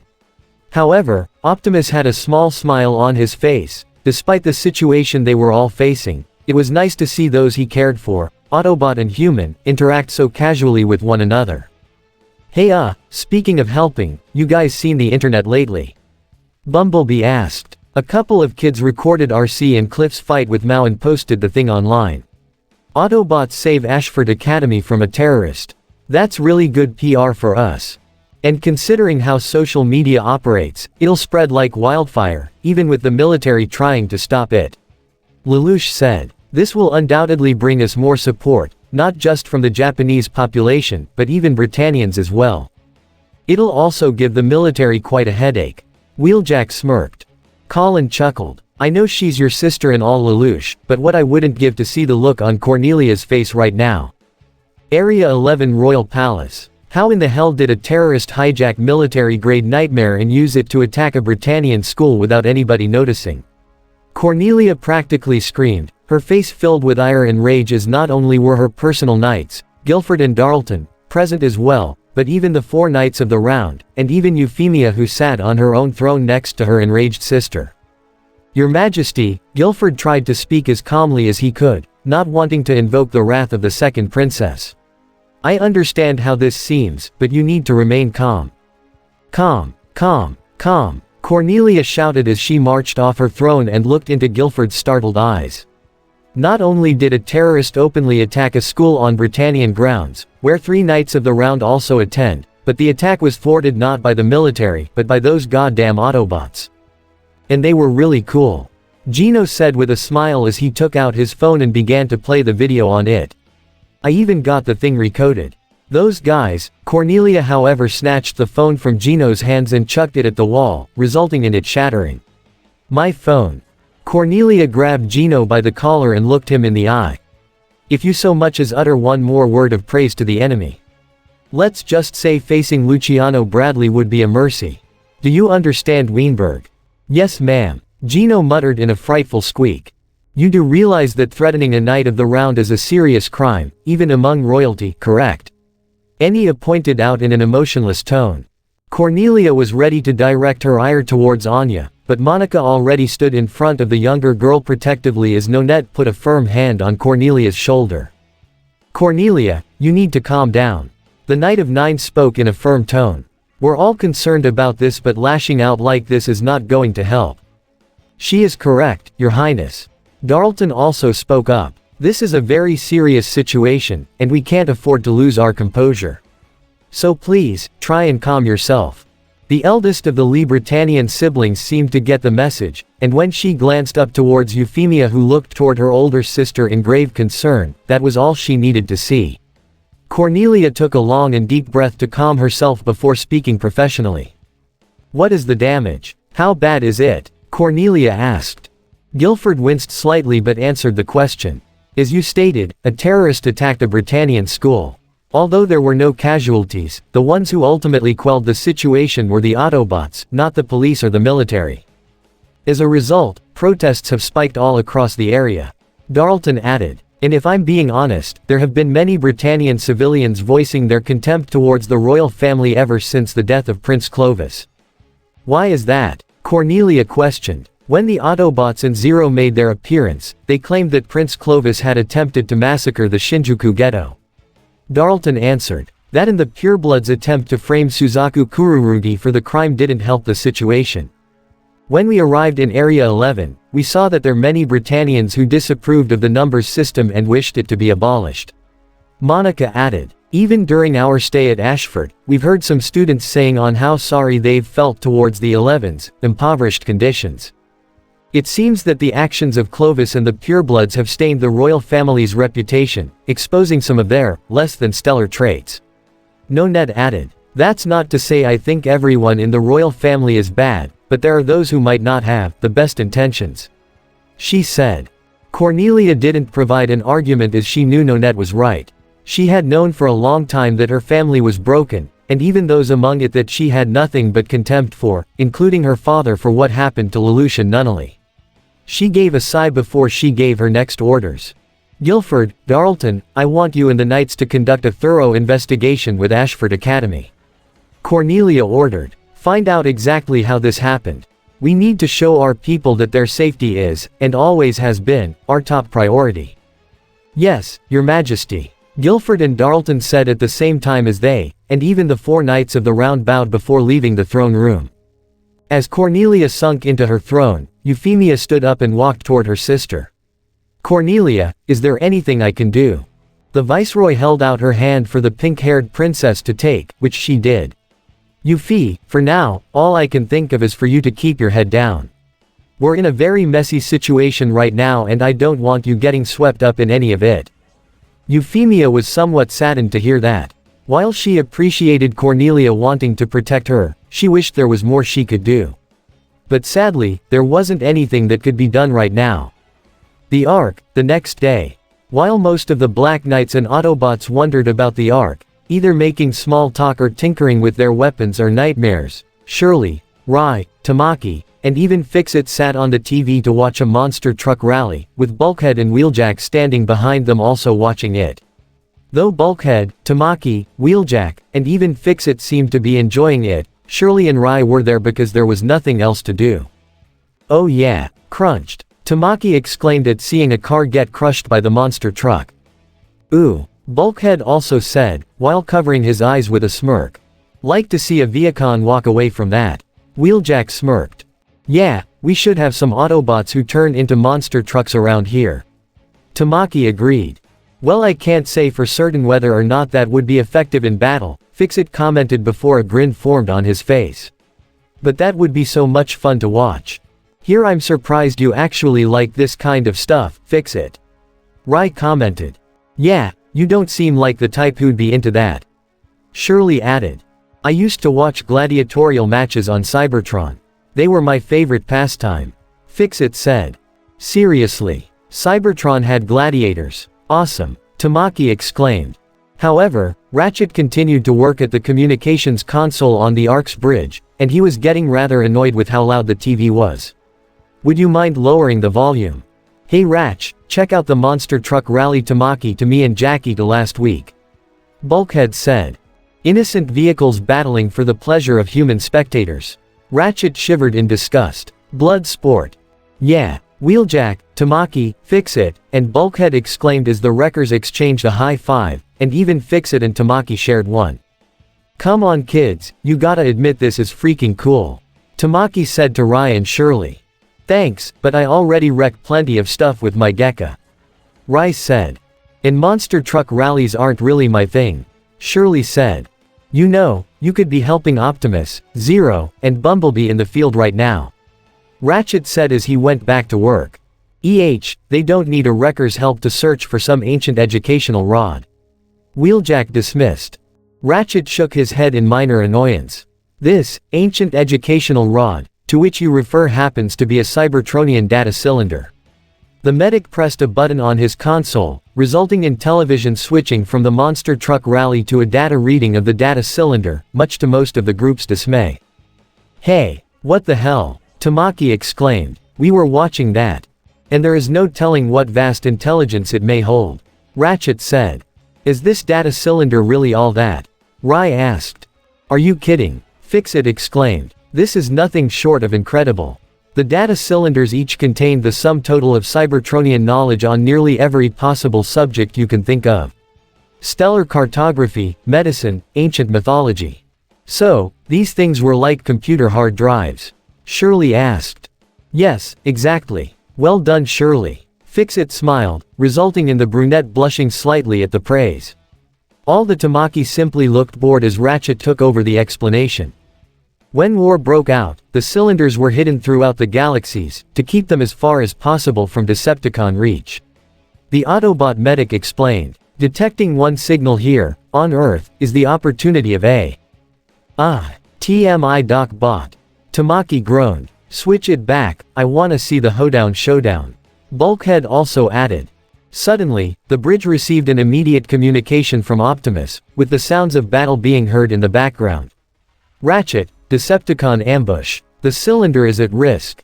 We require backup.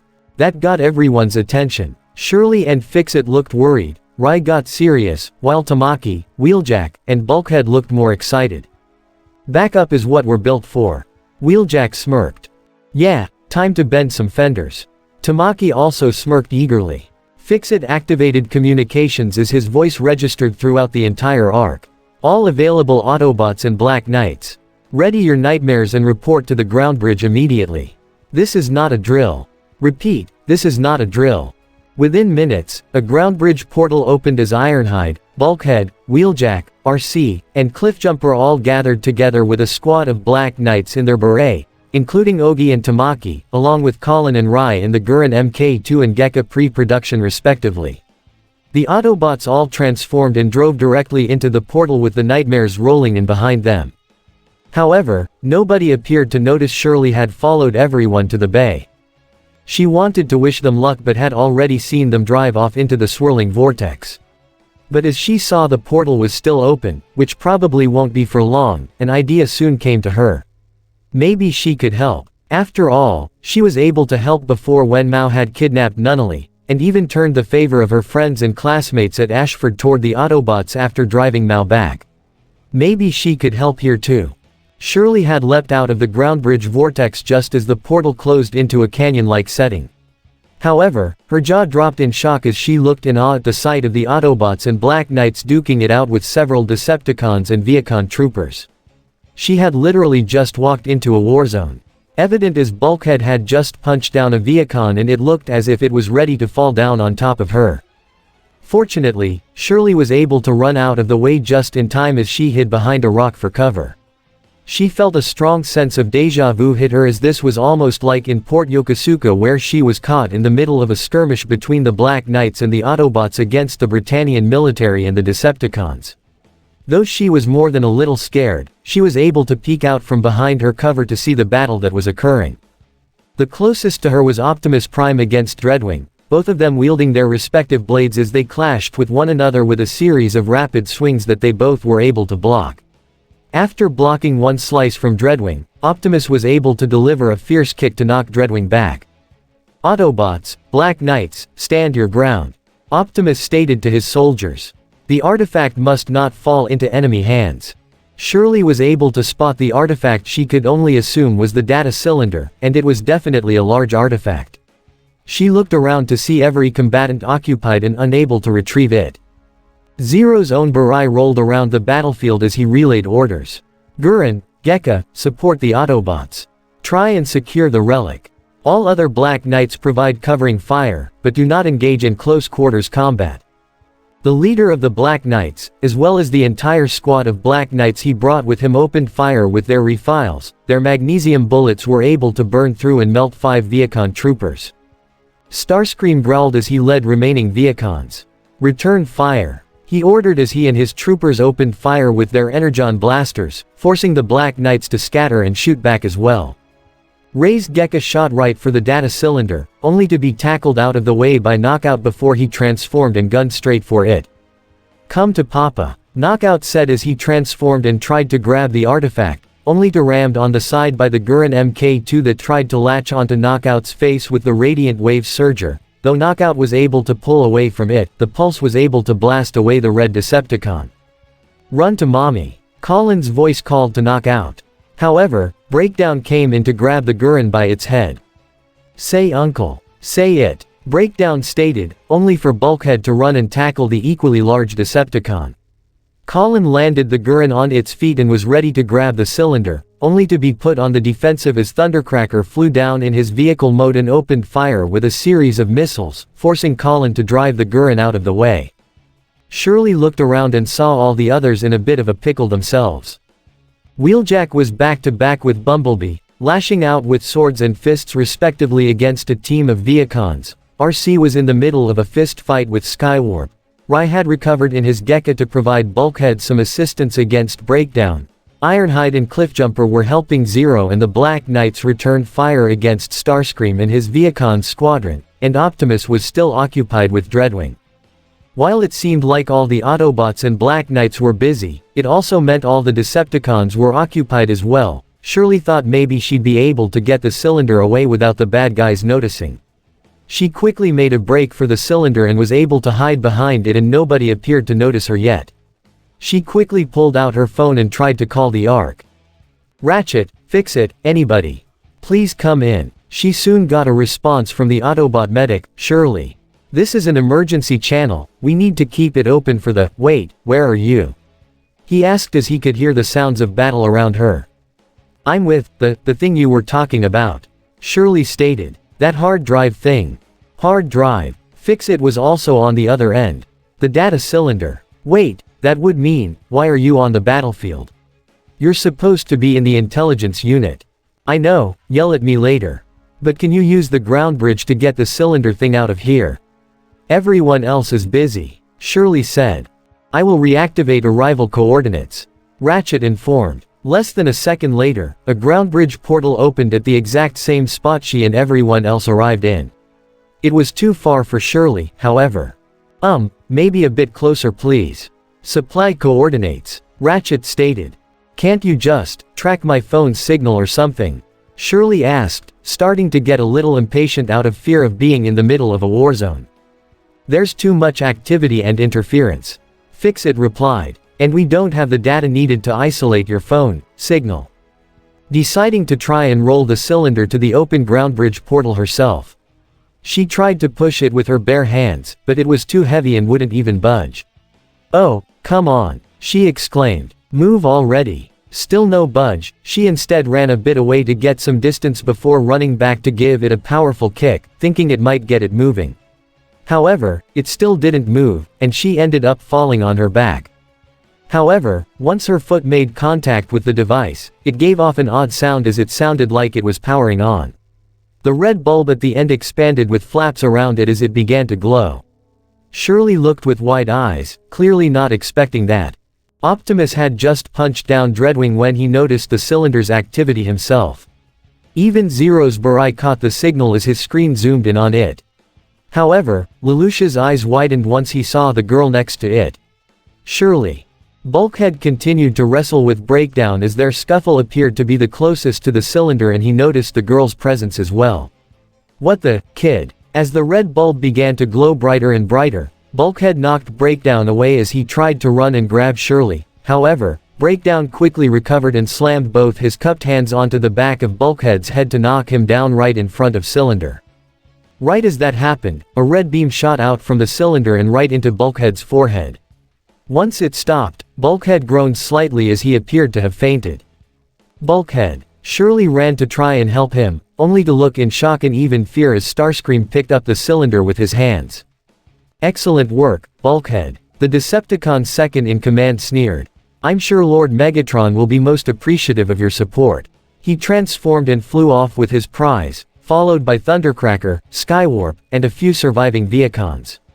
At the same time, a ground bridge portal opened, allowing Breakdown and Knockout to escape. All the Autobots and Black Knights ran and drove to their comrade as he pulled himself up. Bulkhead, are you fine? Bulkhead assured Optimus. Didn't even smart. The Gurren rolled up behind the brunette girl that was near him. Shirley. What the hell are you doing here? As Shirley glanced around at the Autobots who were giving her some questionable looks, as were likely some of the Black Knights from their nightmares, she couldn't help but wince and giggle nervously. What were you thinking? Lelouch exclaimed as he was speaking to Shirley in his own private quarters. She sat in a chair as he expressed his disapproval. Rushing headfirst into a war zone, without even telling anybody. What on earth possessed you to do something so reckless and stupid? Shirley winced upon hearing his yells, but she knew she had it coming. Lelouch, I'm sorry. I thought I could help. Lelouch sighed to lower his volume but kept a firm glare on the girl. I appreciate that you want to help Shirley. But stunts like that will get you killed. I assigned you to intelligence when you joined for a reason. You're not a soldier, and even if you were, you don't run head first into a fight without even coming up with a plan. You could have died out there. I know. I'm really, really sorry. Shirley apologized sincerely. How's Bulkhead? Ratchet's looking over him now. Lelouch answered before getting back on the subject. Shirley, I need you to listen to me. You will not pull a stunt like this again. If you do, I might have to kick you out of the Black Knights. Shirley gave an audible gasp as she heard that. I can't tolerate this kind of recklessness. Lelouch said, especially when it's someone I care about. You're my friend, and if something happened to you, I'd never forgive myself. He kneeled down to her level and firmly put his hands on her shoulders. I am grateful that you want to help us, but I've already told you that this is war, life and death. If you're serious about all of this, I need you to promise me right here and now, that you will not do anything like that again. If you have an idea, ask me, or one of the Autobots or our friends. Can you promise me that? Shirley saw both the seriousness and desperation in Lelouch's eyes. The last thing she wanted was to make him worried like that. Okay, Lulu. I promise. The next thing she knew, Lelouch had wrapped his arms around her, much to her surprise. You nearly gave me a heart attack out there. Don't make me worry like that again. Shirley returned the embrace. I'm sorry I worried you like that. I promise I won't do it again. They soon separated. Is it okay if I check in on Bulkhead? He was hurt because of me. I'm sure it's nothing serious, but go ahead. He's in the medical center. Lelouch answered. Shirley gave a nod as she left. Lelouch fell back on his chair as he rubbed his hair. There was a part of him that regretted bringing Shirley into the Black Knights. He wasn't certain if she could handle the stress of war. But he also knew that Shirley was capable of learning from her mistakes, so he was certain that she wouldn't pull anything like that again. At the same time, however, he knew that he had to take necessary measures, as he meant it when he said that he'd have to kick her out if she did anything that reckless again. Shirley had just walked toward the Autobot med bay where Ratchet and Fix-It were looking over Bulkhead. She spotted Rai present, who as well noticed her presence. Hey, you okay Shirley? Rai asked her. Yeah, how is he? She asked, referring to the large Autobot. It's gonna take a lot more than a tiny laser to bring this wrecker down. Rai smirked, much to Shirley's relief. But seriously, you really scared me with that stunt you pulled. I know, Shirley replied. Lelouch already drove that point home loud and clear. I'm really sorry. I'm just glad you're okay. Rai smiled as Shirley smiled back. I helped loose that thing, I wanna help find it. Bulkhead's statement toward Ratchet and Fix-It got Rai and Shirley's attention as the green Autobot had a wire attached to his head. I need to get back in the field with Optimus. Ratchet however stopped him from leaving. EP, you're under my watch now, Optimus orders. And running a full scan of your neural net would be a wiser use of your time. Come on Doc, there's nothing up there to scan. Bulkhead commented as he unplugged the wire from his head. I'm not detecting any damage or anything to the brain, and Bulkhead does seem fully functional. Fix-It reported, looking at the readings on his device. Yeah, he seems fine to me too. Rai added. Ratchet gave something of an annoyed sigh. Well, if you insist on making yourself useful, you can help Shirley tidy up. He handed the surprised brunette a mop. Don't act so surprised. Nobody may have gotten hurt, but your actions have cost us the cylinder, so I'd say this is appropriate punishment. Ratchet then walked off as Shirley held the mop and looked down in shame. Please do not take it personally, Shirley. Fix-It told her. Ratchet can be a bit strict. And sometimes mad with power. Rai joked a bit to provide some humor. Bulkhead chuckled. Yeah, that's Ratchet. Null vector squared all right. What? Rai questioned as he, Fix-It, and Shirley looked to the large Autobot in surprise. Bulkhead looked at the mop Shirley was holding. Hey, we got any paint around her? Yes, why do you ask? Fix-It asked in response. The Nemesis. What do you mean it's empty? Megatron questioned the group consisting of Starscream, Knockout, Thundercracker, Skywarp, Breakdown, and Dreadwing in the laboratory as they were analyzing the data cylinder they had acquired. Lord Megatron, these cylinders are not unlike batteries. Knockout began to explain along with Thundercracker. The data is stored within them as a form of energy. When we found it, it scanned fully charged, which was how we were able to locate it in the first place. Thundercracker reported. But now, he pressed a button on the side, but the red port at the top only expelled some dust and smoke. Dead battery. Breakdown commented. Did any of you imbeciles drop it? Megatron questioned with irritation. Hey, don't look me, Starscream was the one who was holding it. Skywarp pointed to the commander of the Seekers. Do not take that tone with me, Skywarp. This is hardly my fault. Starscream tried to defend himself. The energy was in the cylinder when we located it, that much is certain. Dreadwing recalled. Something clearly happened during our battle that resulted in the energy being lost. Well, I wasn't going to touch it after it put the zap on Bulkhead. Breakdown stated. Starscream, Dreadwing, Thundercracker, and Knockout's optics all widened in realization. Do not tell me, Starscream muttered. I know. Megatron realized it as well. And I must find out what that vessel contained. When it comes to the secrets of the ancients, knowledge can be power. The Ark, Lelouch's quarters. The former prince-turned-revolutionary heard a knock on the door followed by a familiar voice. Zero, it's me. May I come in? Shirley asked from the other side. Come in, Lelouch said as the door opened to reveal his friend. Shirley, listen, I'm sorry I yelled at you. But you have to understand. No, you were right to be angry with me. Shirley said. What I did was stupid, but that's not why I'm here. Something's off with Bulkhead. Lelouch's eyebrow raised with concern. Off? What do you mean? Well, maybe you should come see for yourself. Shirley said as she motioned for him to follow her, which he did. Lelouch had already followed Shirley onto the bridge, where they were met by Rai and Fixit, who were leading Ratchet in the same direction. What's going on? Lelouch asked the three of them. Bulkhead is painting some weird symbols. Rai answered, in a tone indicating he was quite concerned. Yes, I'm sure one hasn't truly lived until one has beheld Bulkhead's take on still life with lugnuts. Ratchet said sarcastically. I for one find the human concept of art to be quite fascinating. Fixit commented. I'd be curious as to see what it is Bulkhead has been working on. The group had made it to the hallway where they saw Bulkhead using the mop. Shirley previously had to paint a series of odd symbols along the wall. The differential of 1/3 r cubed is RDRR. What in? Lelouch was quite perplexed, not just with what Bulkhead was painting, but what he was saying. He sounded almost like when Nina talks aloud when she's working on her own stuff at the computer. That is not art, it's science. Ratchet's optics widened in surprise. All the Autobots and Black Knights were immediately called back from their mission after being told of Bulkhead's current condition. Team Prime, along with Lelouch, Colin, Shirley, Rai, Ogie, and even Tamaki gathered in the Autobot med bay as Ratchet and Fixit performed the necessary tests on the Green Wrecker, though they all looked more than a little perplexed at the Cybertronian symbols that Bulkhead had painted on the walls of the med bay. This hotspot you see here. Ratchet showed everyone an image of Bulkhead's neural net on a computer screen with Bulkhead himself lying on a pad and a data tube connected to his head. Ratchet pointed to a red glowing dot on the image of Bulkhead's neural net. It's information, data, living energy. Not too dissimilar from my Geass. Lelouch noted to himself.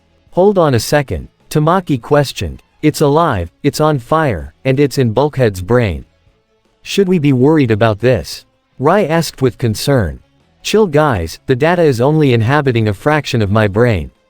Bulkhead assured. Infinitesimal by standard neural net densities.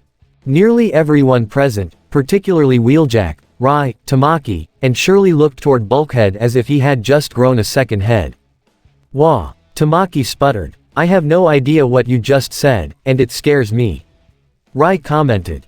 You guys wanna explain to me why this guy sounds like he's Preceptor's assistant? Cliffjumper asked Ratchet and Fixit. Yeah, Bulkhead's many things but a scientist ain't one of them.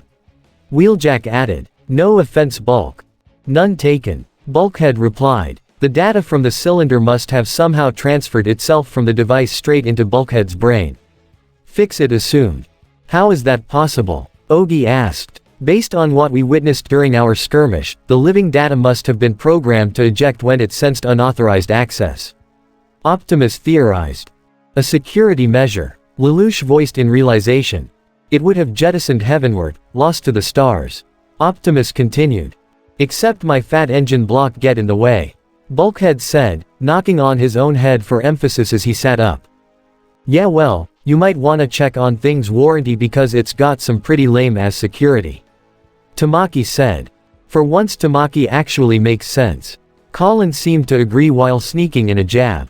Hey, Tamaki protested. Every Decepticon there made a grab for it, but the cylinder doesn't go off until Shirley touches it. Colin continued. The cylinders originated from Cybertron's golden age, long before the war broke out. Fix-It explained. Before the Autobot and Decepticon factions were created. Following that logic, it wouldn't consider any native of Cybertron to be threat. Lelouch said.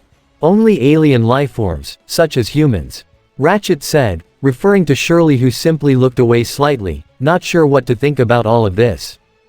Okay, so we got the data, but what exactly is it? Bumblebee asked as they all directed their attention to some of the symbols Bulkhead appeared to have painted. It's definitely ancient Cybertronian, but I'm no historian or scientist so I can't exactly tell what it is. Ironhide also said. It appears to be some form of mathematics. Fix-It reported as he observed the symbols. As for what exactly it is however, he began to input the data only for his own optics to widen in surprise as he saw the result. By the Allspark. What is it? Lelouch questioned. Come on, don't pause for suspense.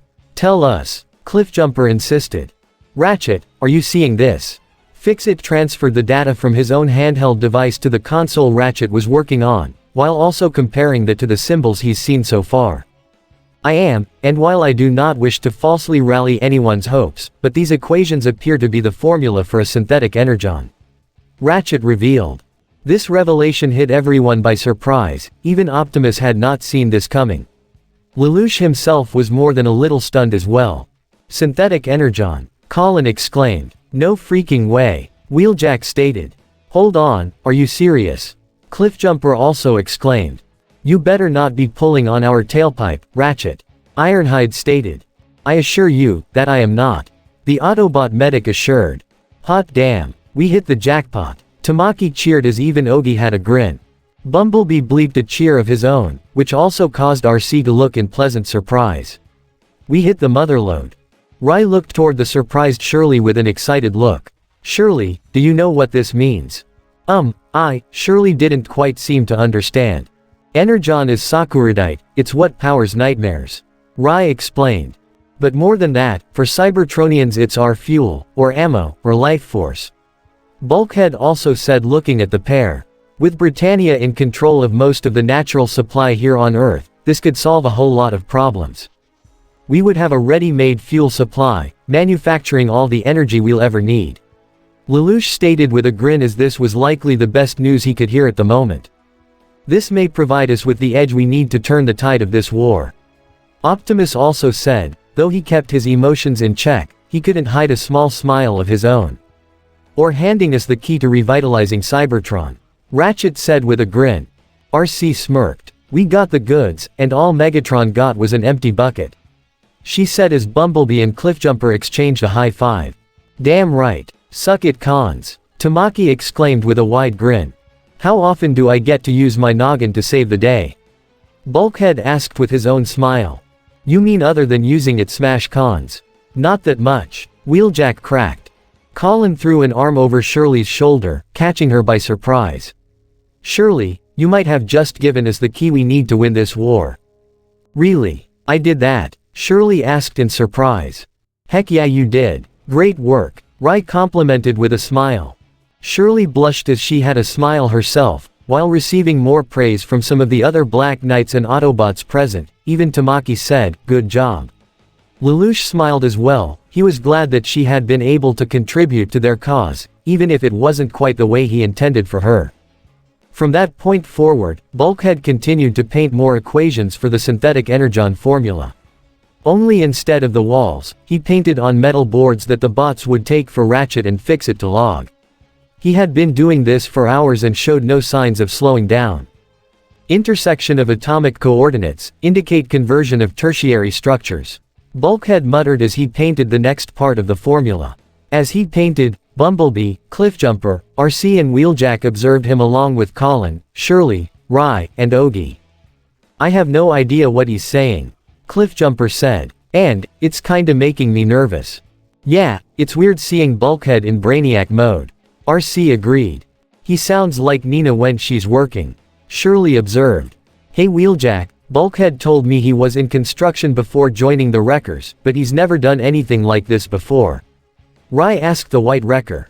Nope, Wheeljack confirmed. He might know a few basic physics, like where to throw a grenade to make a tower topple, but nothing like this. So how long is he gonna keep this up? Ogie asked. Best guess, when he finishes the formula, Colin said. But he's been doing this for hours. I'm starting to get a little worried, Rye observed. Yeah, well, when you're making something that's basically life force, it's not as simple as 2 + 2 = 4. Bumblebee commented. Bulkhead appeared to be finished with one equation. RC pulled it away as Rye quickly ran to Bulkhead's side. Hey partner, maybe you could use a break. How about a movie? However, Bulkhead went straight back to his work. Energon temperatures and volume proportions on a triangular angle. This only caused Rye to look in greater concern. But while the production of the formula for synthetic energon could certainly help the Autobot Black Knight cause, Ratchet and Fix-It had discovered something most disturbing that required the attention of Optimus, Ironhide, and Lelouch as they met the scientific Autobots in their laboratory. Lelouch, when you compared the living data inhabiting Bulkhead's brain to your Geass, you might have been more right than you think. Ratchet told the young revolutionary. What do you mean? Lelouch asked as he noticed the tone in Ratchet's voice, indicating that this wasn't good news. Fix-It pressed a few buttons on the Minicon console he was at and projected an image of Bulkhead's neural net from before, with the red dot to indicate where the living data was dwelling. This is Bulkhead's neural scan from earlier. However, this scan was only taken a few moments ago. Lelouch, Ironhide, and Optimus looked in concern to see the red energy began to spread throughout the rest of Bulkhead's neural net. It is as I feared. Ratchet began. The data seems to be actively, and aggressively, rewriting Bulkhead's neural net. I had hoped he was purging the data, but he seems to be merely transcribing it as it consumes his mind, Optimus said with grave realization. You're right, this does sound all too familiar. Lelouch commented. This was almost exactly like with Mao, his Geass went out of control and consumed his own mind. Lelouch had feared the same thing happening to himself as well as Rye, but at the moment, he was more concerned with Bulkhead. How long until the damage becomes permanent? From all indication, by the time he completes the formula. Fix-It reported. And when that happens, his own thoughts, his memories, could be wiped clean. But if we stop him, goodbye synthetic energon. Ironhide pointed out. You assume we possess a means of stopping him. Ratchet said. I don't exactly have instant access to the wisdom of the ancients.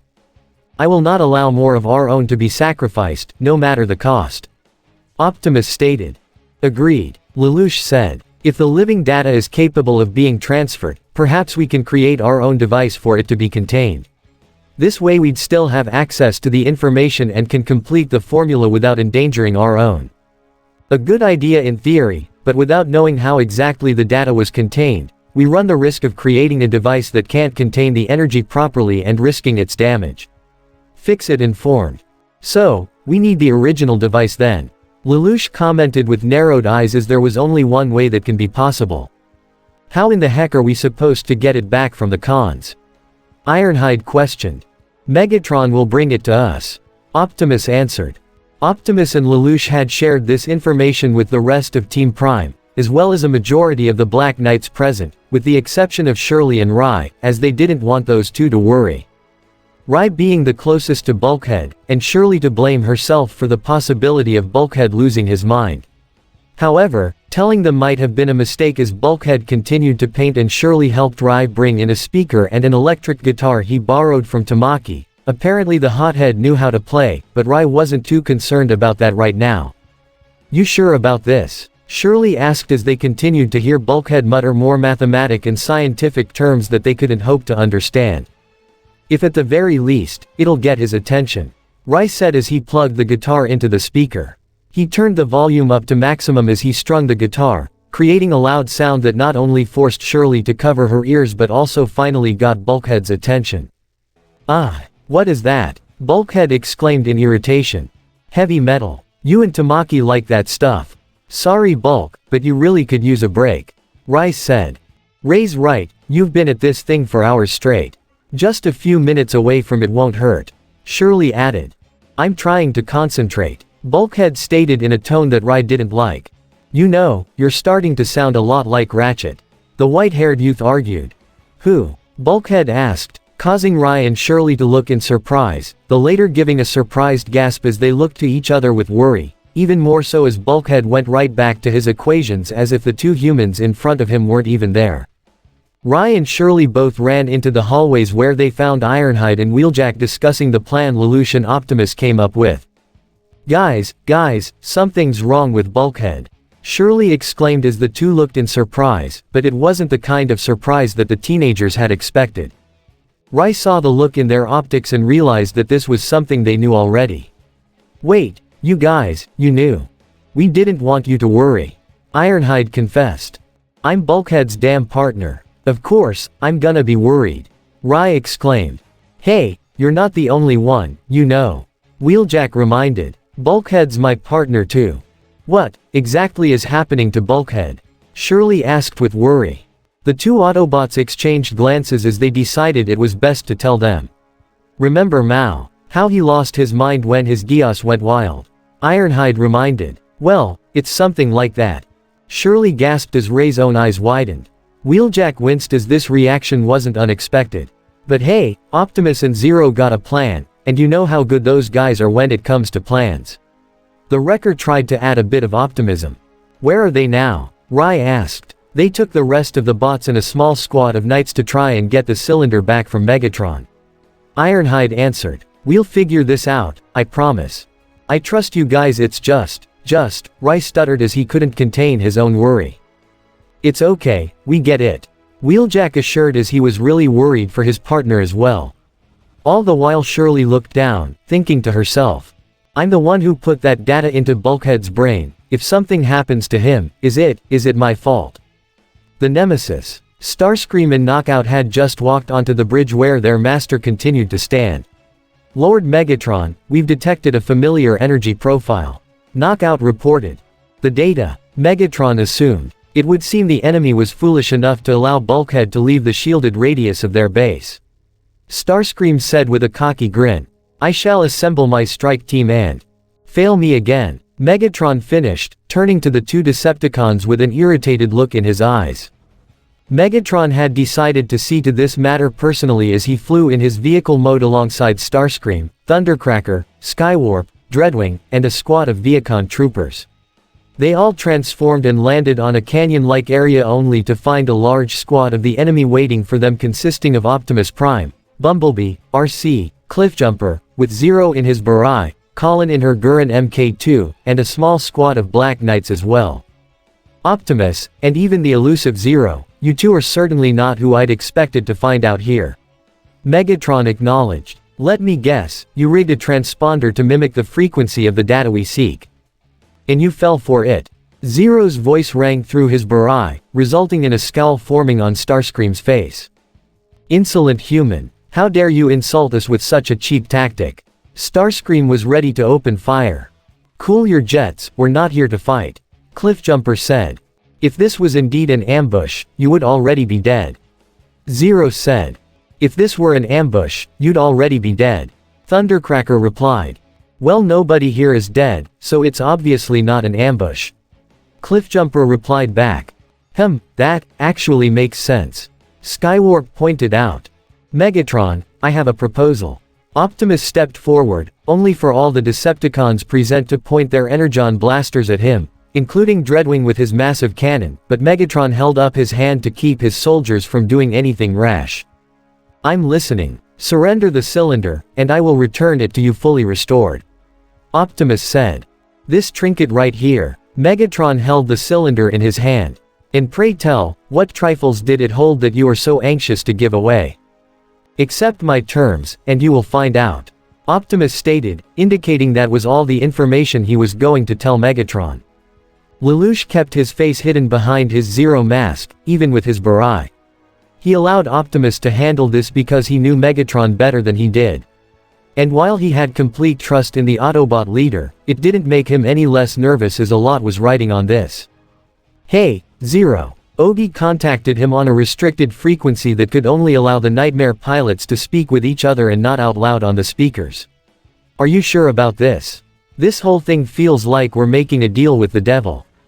"That's because we are," Zero replied. "If we pull this off, we can use the cylinder to create our own device that can store the energy while giving a false one to Megatron in the cylinder once we're done. But that all depends on Megatron actually giving us the thing," Colin communicated. "I know," Zero said, as the only thing they can do is hope that Megatron accepted Optimus' terms. A deal with the devil indeed. The Ark. Bulkhead continued to paint more equations onto the large metal boards while Fix-It, Rye, Shirley, Wheeljack, and Ironhide kept an eye on him. "Hey, remember when you, me, and Seaspray got lost in the Sea of Rust?" Wheeljack asked Bulkhead in an attempt to jog his memory and hopefully halt the data's process. "Who?" Bulkhead asked. "Seaspray. You know, old barnacle butt," Wheeljack reminded. Bulkhead looked only more confused, which only caused the group to look further concerned. "Do you even know who we are?" "Who I am?" Rye asked. "Of course, you're—" Bulkhead narrowed his eyes as he tried to remember, which only caused Rye to look hurt before Bulkhead resumed his equations. Equivalent to the flattening of oblate spheroid to the nth power. Rye could only look down, while Shirley looked towards Rye with both concern and shame, feeling responsible for this. "Hey, he's going to be fine," Ironhide said to Rye to try and cheer him up. "You gotta trust Optimus and Zero, they're gonna find a way to save him." "I trust him, it's just, Rye couldn't express his worry for Bulkhead. He knew all too well what it was like to lose your memories. He had absolutely no idea who he was before, aside from the fact he got his Geass from the twin brother of Britannian Emperor, and that was just from information CC provided, and not his own memories. Shirley soon got an idea. "Hey, maybe if we take Bulkhead somewhere that he's been to before. I mean, that has helped people to remember some things before."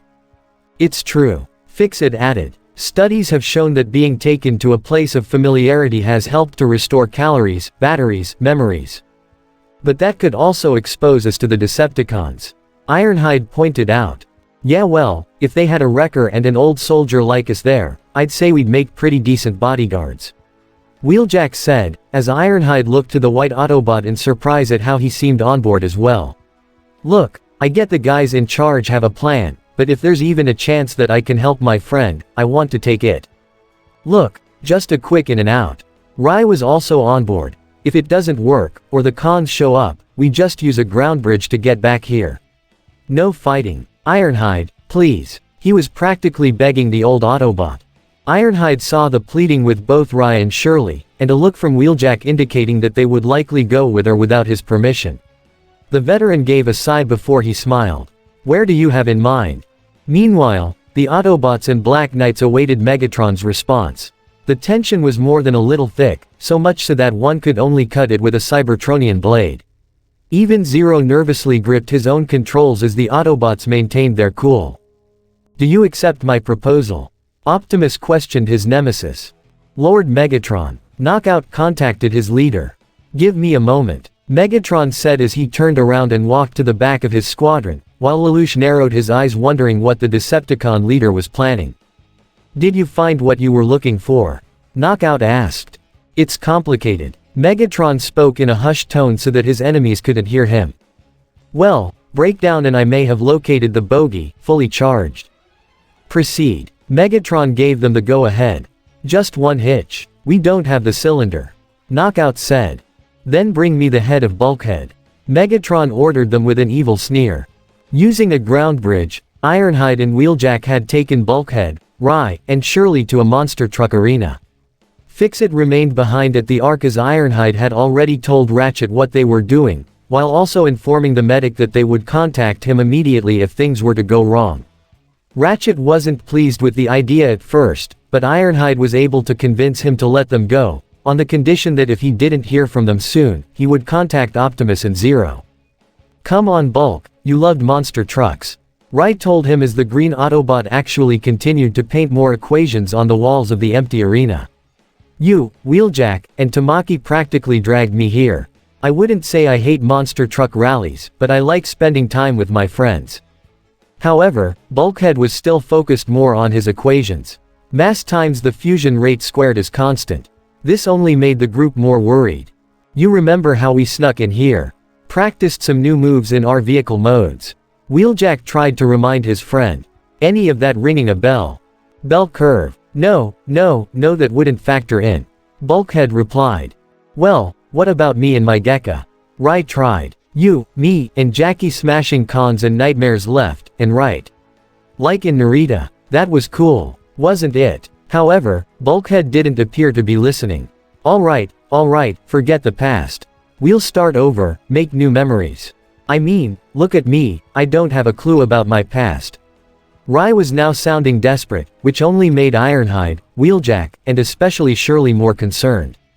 The cubed root of the exothermic energon yield, Delta E Violet's law of energon conservation. Bulkhead continued to ramble on as Rai appeared the most emotionally hurt by this. Ironhide kneeled down to the amnesiac Black Knight's level. Hey, it was a good try. However, the three of them heard a sob and looked to see it was Shirley, holding a hand over her mouth and tears already forming in her eyes. Guys, I am so sorry. This is my fault. If I hadn't kicked that stupid cylinder. Kid, no, don't do that to yourself. Wheeljack said immediately as he also kneeled down. Bulkhead wouldn't have wanted that either. You had no idea what was going to happen, none of us did. But I just wanted to help. Shirley sobbed. I never meant to hurt anyone. You didn't, Rai said as he looked more than a little upset himself. I don't blame you, Shirley, it's not your fault. It's just, I know how it feels to lose your memories, to have no idea who you or your family or friends from before. He slowly walked to the large green Autobot as he continued to paint. Bulkhead, you and the others, you accepted me without hesitation, even though I had no idea who I was before. And even if you don't remember me, I want you to know right here and now. He placed a hand on Bulkhead's foot. I will never forget you. Shirley seemed truly touched by how much Rai valued his friendship with Bulkhead, and it almost drove her to tears even more. Even Wheeljack and Ironhide silently offered their sympathies to both Rai and Bulkhead as well. Both of them were part of their family, their band of brothers and sisters, and no matter what, that would never change. Boo-hoo. The two Autobots and teenage Black Knights looked in surprise to see Knockout and Breakdown at the stands, the largest Decepticon mocking the sincere moment. I'm shedding lubricant. Well, can't say we didn't see this coming. Wheeljack said as he already drew his dual swords. Ratchet, come in, we need a ground bridge ASAP. Ironhide tried to contact the Ark, but only got static. Ratchet, still no response. Scrap, they're jamming us. He readied his energon cannons as he stood alongside Wheeljack. Rai, Shirley, get Bulkhead out of here. We'll take care of these clowns. No time to argue, Rai spoke to Bulkhead. Come with us right now or these guys are gonna steal the formula. That successfully got his attention. My equations. Bulkhead wasted no time in following Rai and Shirley as they ran for the exit. Not like Bulkhead to run from a fight. Breakdown observed before the ground below them exploded, causing both him and Knockout to fall and stumble into the arena, where Ironhide pointed his smoking right energon cannon at them with Wheeljack twirling his swords. You losers wanna fight, you got one. Wheeljack said seriously as his face mask went up. Before you get to them, you have to go through us. Ironhide stated. Knockout however smirked as he pulled himself up along with Breakdown. No, we won't. Actually, you bots are gonna have to go through him. He pointed straight upward, directing the Autobot pair's attention toward a flying drone, which transformed to reveal none other than Soundwave himself, who had already deployed Ravage, Frenzy, and Rumble from his back and sides respectively. Scrap. Wheeljack cursed. Got that right, Autobots. Frenzy stated as Rumble already used his pile drivers to cause a small tremor to shake up the ground underneath Ironhide and Wheeljack. Frenzy and Ravage had already rushed towards Ironhide while they were distracted, with the red Minicon already leaping up to Ironhide's chest to deal multiple plasma strikes from his palms as Ravage pelted Ironhide in the back with energon blasts from his tail. Wheeljack tried to rush and help Ironhide by swinging his blade toward Ravage, but Soundwave himself immediately appeared in front of him to block Wheeljack's blade with one of arms before lashing out with one of his tentacles to knock the wrecker back.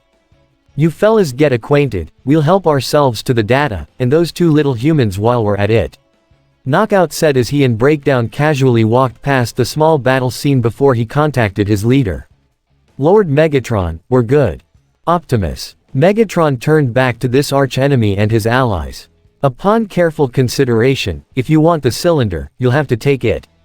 That was all the Viacons, along with Seekers, needed for them to open fire with their energon blasters. "Take cover," Zero ordered as the Black Knight Nightmares and Autobots returned fire with their rifles and energon blasters respectively while also finding cover to hide behind in the form of large rocks. Starscream spotted Zero's Barai and fired one of his missiles. Fortunately, Colin shot her Gurren out as activated the Radiant Wave Surger right before the missile made contact. Though the missile exploded, the opposing charge from the surge sent the explosive force back towards Starscream to send him flying and crashing back as the firefight continued. Back at the monster truck arena, Wheeljack hacked and slashed both his swords at Soundwave, who was able to dodge and block each attack with his own arms. Soundwave however was able to catch one swing in between his arm and side before lashing out another tentacle to knock Wheeljack back slightly, forcing him to let go of the same blade while Soundwave held it and took a brief glacé at the weapon before turning back to the wrecker.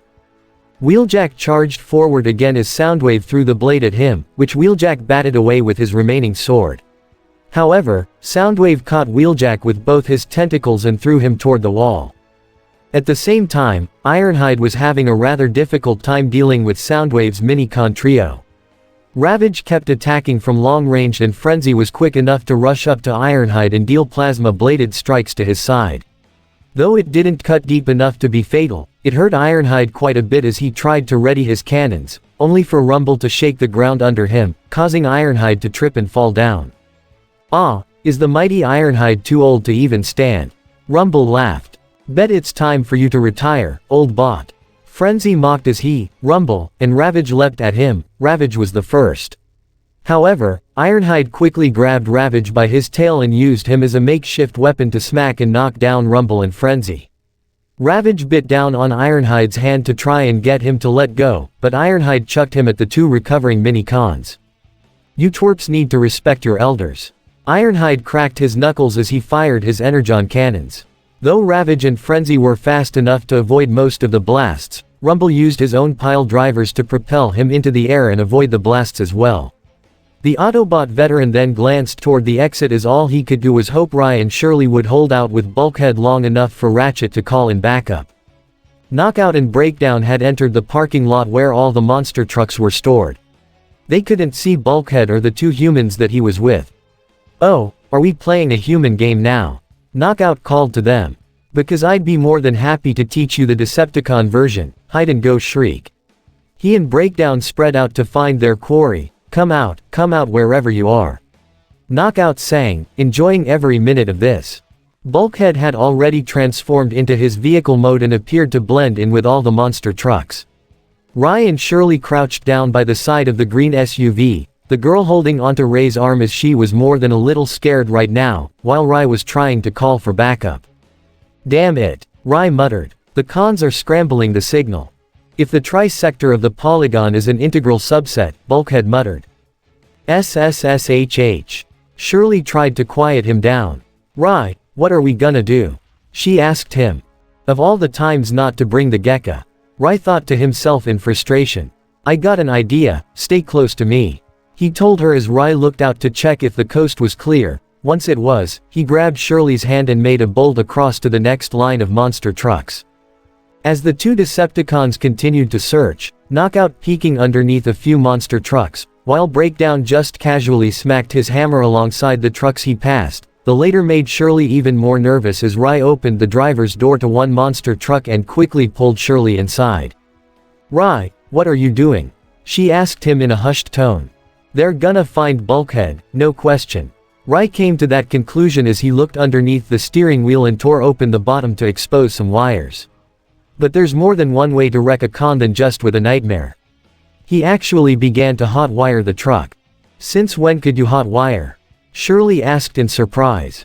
Colin taught me, Rai answered as he tried to press the wires together. Come on, come on. Meanwhile, Breakdown lifted one monster truck and threw it away. Stupid kids, where'd they go?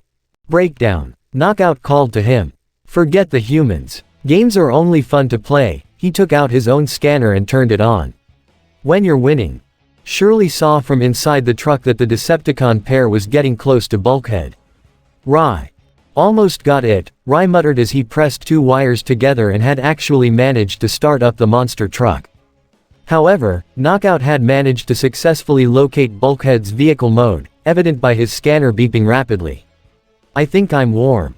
Bulkhead suddenly transformed in front of the surprised Knockout. En3 divided by the square root of the propulsion factor equals. He used his brush to paint the equation on Knockout's chest, much to his surprise and fury. You painted my paint job. Knockout exclaimed in anger. Prepare for surgery.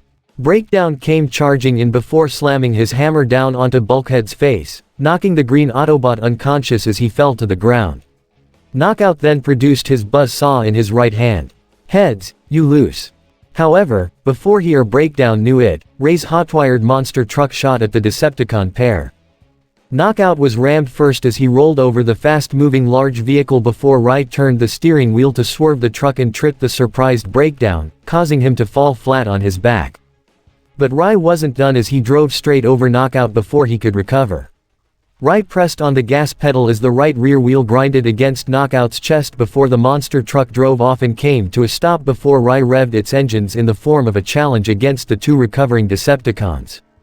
Knockout gasped as he saw the tread marks on his chest before he scowled at the pair of Black Knights in the monster truck. Oh, you've just signed your death warrants. Breakdown fired a missile from his shoulder cannon. Shirley screamed, but Rai had pulled the monster truck back in full reverse. The explosion shook it up, but the vehicle remained mostly intact. Rai drove around the parking lot to try and divert the Decepticons' attention. However, Breakdown also transformed and drove at a speed twice as fast as Ray's own truck and rammed into the side to send the monster truck crashing into several other trucks. Rai kicked open the side door as he tried to pull Shirley out, both of them slightly shaken, but otherwise okay. However, both of them looked up in fear as they saw an angry Knockout and Breakdown standing over them. Sorry, but this playground is for big kids only. Breakdown sneered as he readied his hammer. Shirley looked ready to scream as Rai tried to defend her. However, an explosion suddenly went off from the monster truck arena as Wheeljack and Ironhide's vehicle modes shot out of the dust. Wheeljack drove out faster before transforming and using the momentum he gained to deliver a flying double kick to Breakdown's chest and send him crashing into several other monster trucks, just as Ironhide transformed and delivered a punch to Knockout's face for a similar result. You kids okay? Ironhide is the two urgently. We're fine, thank you. Rai nodded as Shirley looked beyond happy to see the Autobots come to their rescue. Knockout and Breakdown quickly recovered however as Wheeljack and Ironhide ran along with Shirley and Rai to stand protectively around the unconscious Bulkhead. How did you escape from Soundwave? Knockout demanded. We didn't. Wheeljack replied as Soundwave's Reaper drone flew over them before transforming and landing in between the two Decepticons as his mini-con trio consisting of Ravage, Frenzy, and Rumble ran out of the hole the two Autobots made and joined him. You two stay behind us and stay close to Bulkhead. Ironhide ordered the kids as he and Wheeljack opened fire with their Energon blasters and cannons at the enemy. Meanwhile, thanks to the combined efforts of the Black Knights and the Autobots, all the Viacon troopers had been dealt with as Dreadwing fell back to protect Megatron, along with Thundercracker and Skywarp. Starscream was also present but was more so hiding behind the larger Decepticons than anything else. Megatron scowled at his enemies. Well, in that case, no one gets it. He crushed the data cylinder in his hand to render it useless before he transformed and flew away, followed by the four Seekers. Hey, get back here you yellow-plated cowards! Colin exclaimed as they saw them fly off. The cylinder is useless. Now what? Zero questioned. However, before anyone could respond, they got an emergency communication from Ratchet. Optimus, Bulkhead has left the base along with Wheeljack, Ironhide, Rye, and Shirley. I have their ground bridge coordinates. What? Lelouch's eyes widened in terror as he had an idea what was already happening. Bridge us back, immediately. Optimus ordered. Wheeljack and Ironhide continued to cover the unconscious Bulkhead, along with Rye and Shirley taking cover behind Bulkhead's massive body. They shot rapid energon blasts to keep Soundwave, Knockout, Breakdown, Rumble, Frenzy, and Ravage at bay. Though some of them tried to return fire with their energon blasts, they had to be careful not to damage Bulkhead's head and risk losing the data he still had in his brain. Shirley kept her head down as she pressed her hands against her head, her face filled with fear as Rye kept a hand on her back to keep her relatively calm despite the obviously stressful and terrifying situation she was experiencing. Rye glanced at Bulkhead, greatly worried for his partner. However, as he did, he recalled what had happened when this whole mess started. When Shirley kicked the data cylinder, the data ejected from it because of the unauthorized access. That gave him an idea, one that might be bad for Bulkhead, but it would also keep the synthetic energon formula from falling into Decepticon hands. Shirley saw Rye walk up to Bulkhead's head and looked in confusion. Rye had a conflicted look on his face, but he knew what he had to do, and he also knew that Bulkhead wouldn't hesitate to do it himself if he could. Bulkhead, I'm sorry. Rye raised both his fists and slammed them as hard as he could onto Bulkhead's head. The second he did, a familiar sound was heard as Bulkhead's eyes suddenly shot open to blast a pair of red beams from his eyes straight into the sky. This surprised everyone present, Bot and Khan, as they all looked in shock. Get down. Ironhide pulled Rye and Shirley away as he and Wheeljack took cover, and the Decepticons stopped their fighting as they glanced at the red beams being shot into the night sky. Once it stopped, the two Autobots and their Black Knight companions glanced at their unresponsive Bulkhead. Wheeljack appeared the most worried next to Rye. Knockout took out his scanner and it came up empty. Dead battery. He told Breakdown, Soundwave, and the three mini-cons. Oh, come on. Are you kidding me? Frenzy exclaimed as even Ravage growled in frustration. Megatron is gonna peel our paint for losing that data.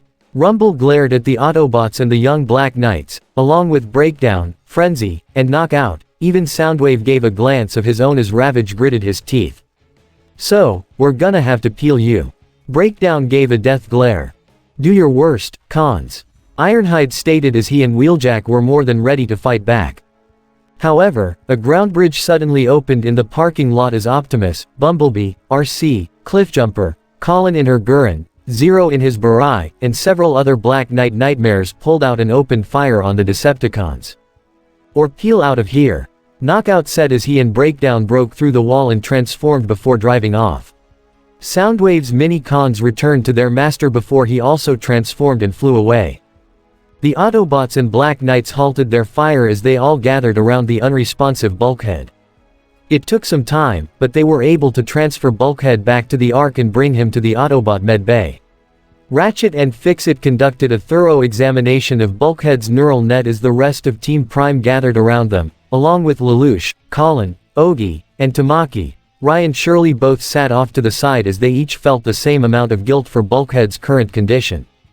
The data has been completely expelled. Fix-It reported brightly. But Bulkhead remains completely unresponsive.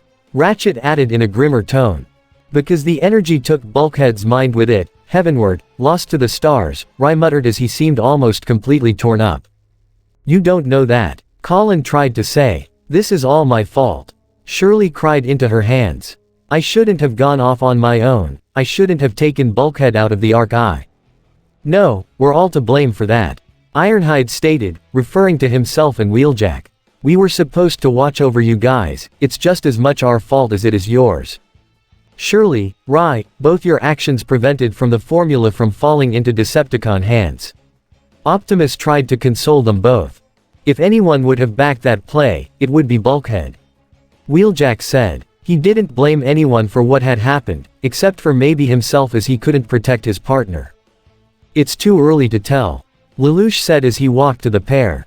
Bulkhead could wake up at any moment, he's not gone for good.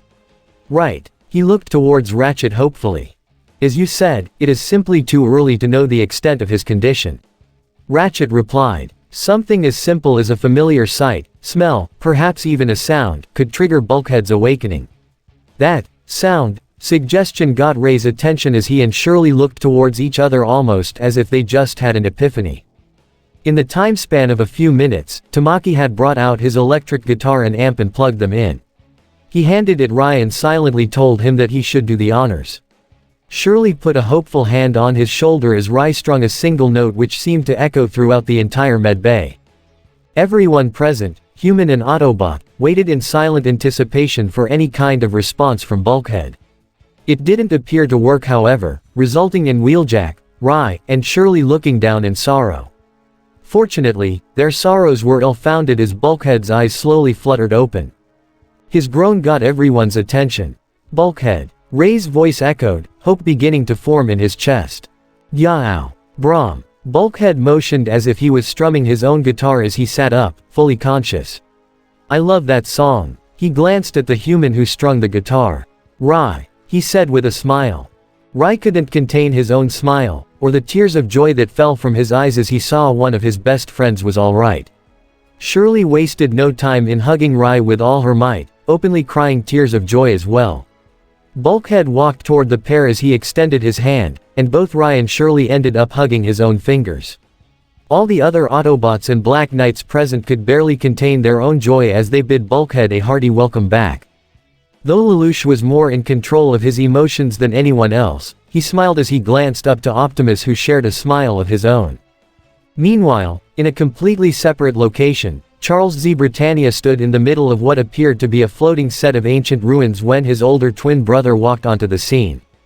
Charles, you wanted to speak to me? VV asked. CC has practically declared war on us. Charles got straight to the point. What? VV questioned. She intends to tell Lelouch and the Autobots everything regarding the Ragnarok connection, declaring that they will destroy it.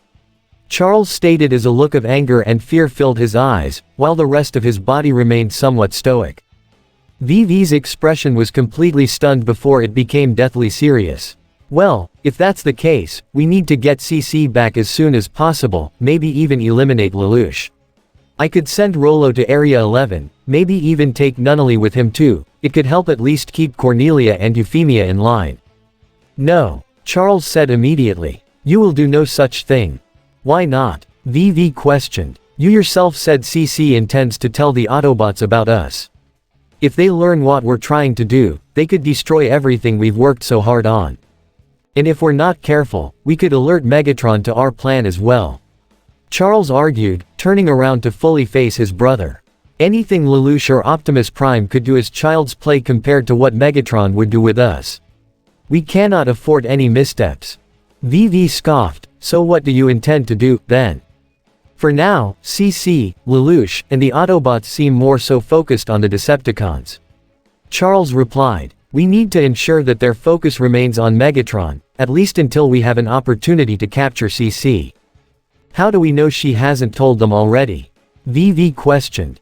The fact that the thought elevators have remained undisturbed is proof enough that she hasn't spoken to them yet. Charles answered. That could change at any minute though. VV exclaimed. It's best for us to kill Lelouch now and bring in CC. If we do this immediately, we could begin Ragnarok right now even. We're not ready and you know it. Charles yelled back. CC has to be willing to merge her code with yours, it cannot be forced.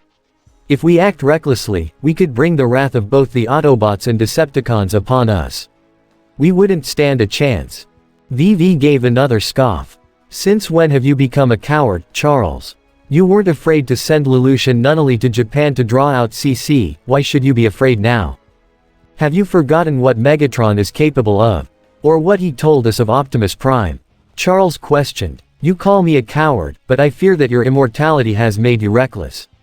Must be easy to act without regard to consequences when you can't die, which is more than I can say for myself. You know I would never allow that to happen. VV stated.